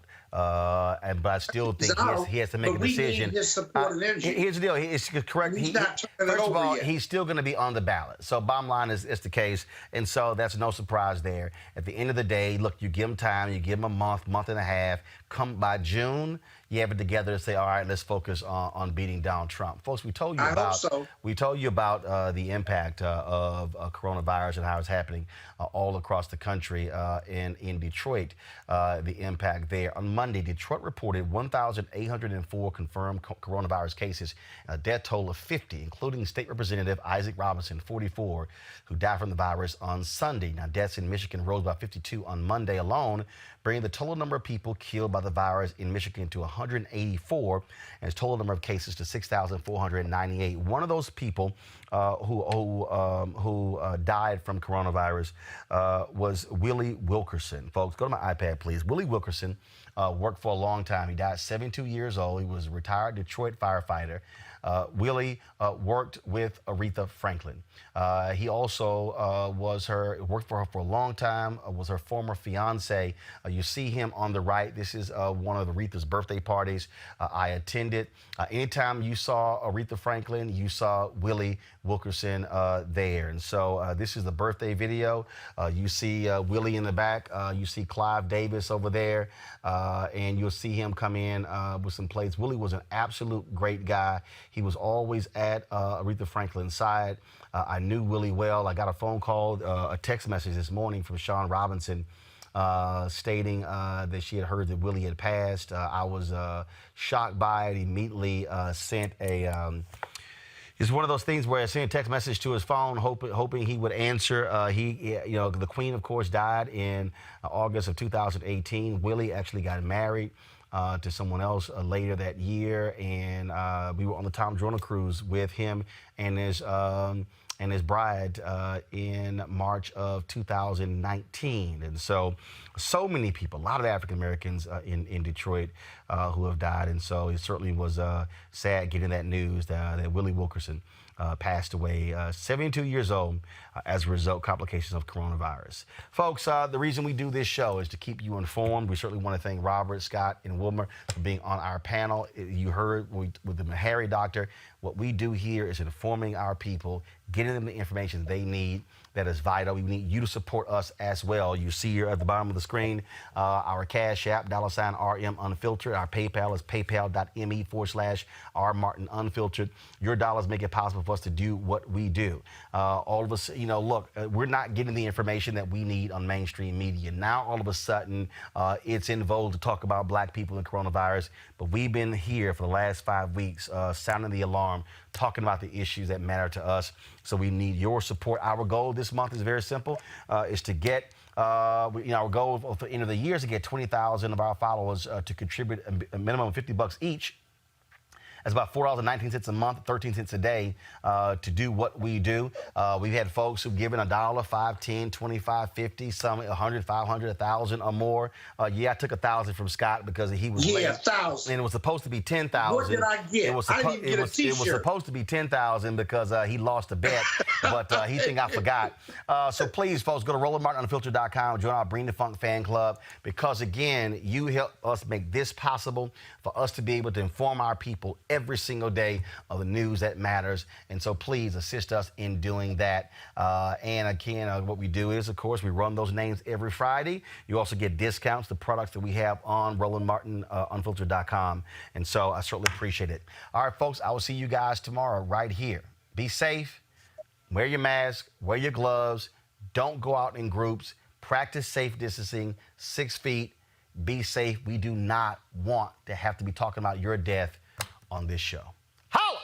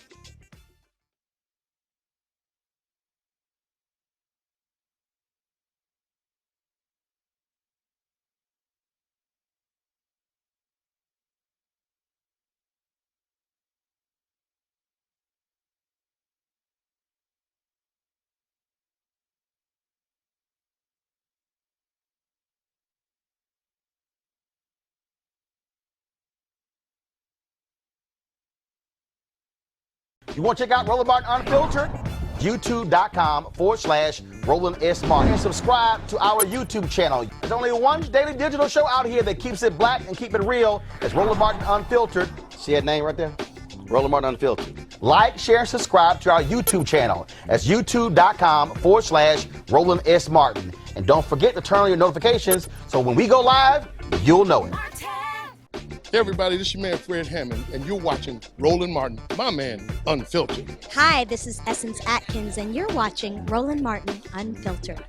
Hey yo, Peace World, what's going on? It's the Love King of R&B, Raheem Devon, and you're watching Roland Martin Unfiltered. Hi, my name is Brescia Webb, and you're watching Roland Martin Unfiltered. Ow. Well, I like a nice filter usually, but we can be unfiltered. What's going on? This is Tobias Trevelyan, and if you're ready, you are listening to and you are watching Roland Martin Unfiltered. What's up? I'm Lance Gross, and you're watching Roland Martin Unfiltered. Hi, this is Cheryl Lee Ralph, and you are watching Roland Martin Unfiltered. I mean, could it be any other way? Really? It's Roland Martin.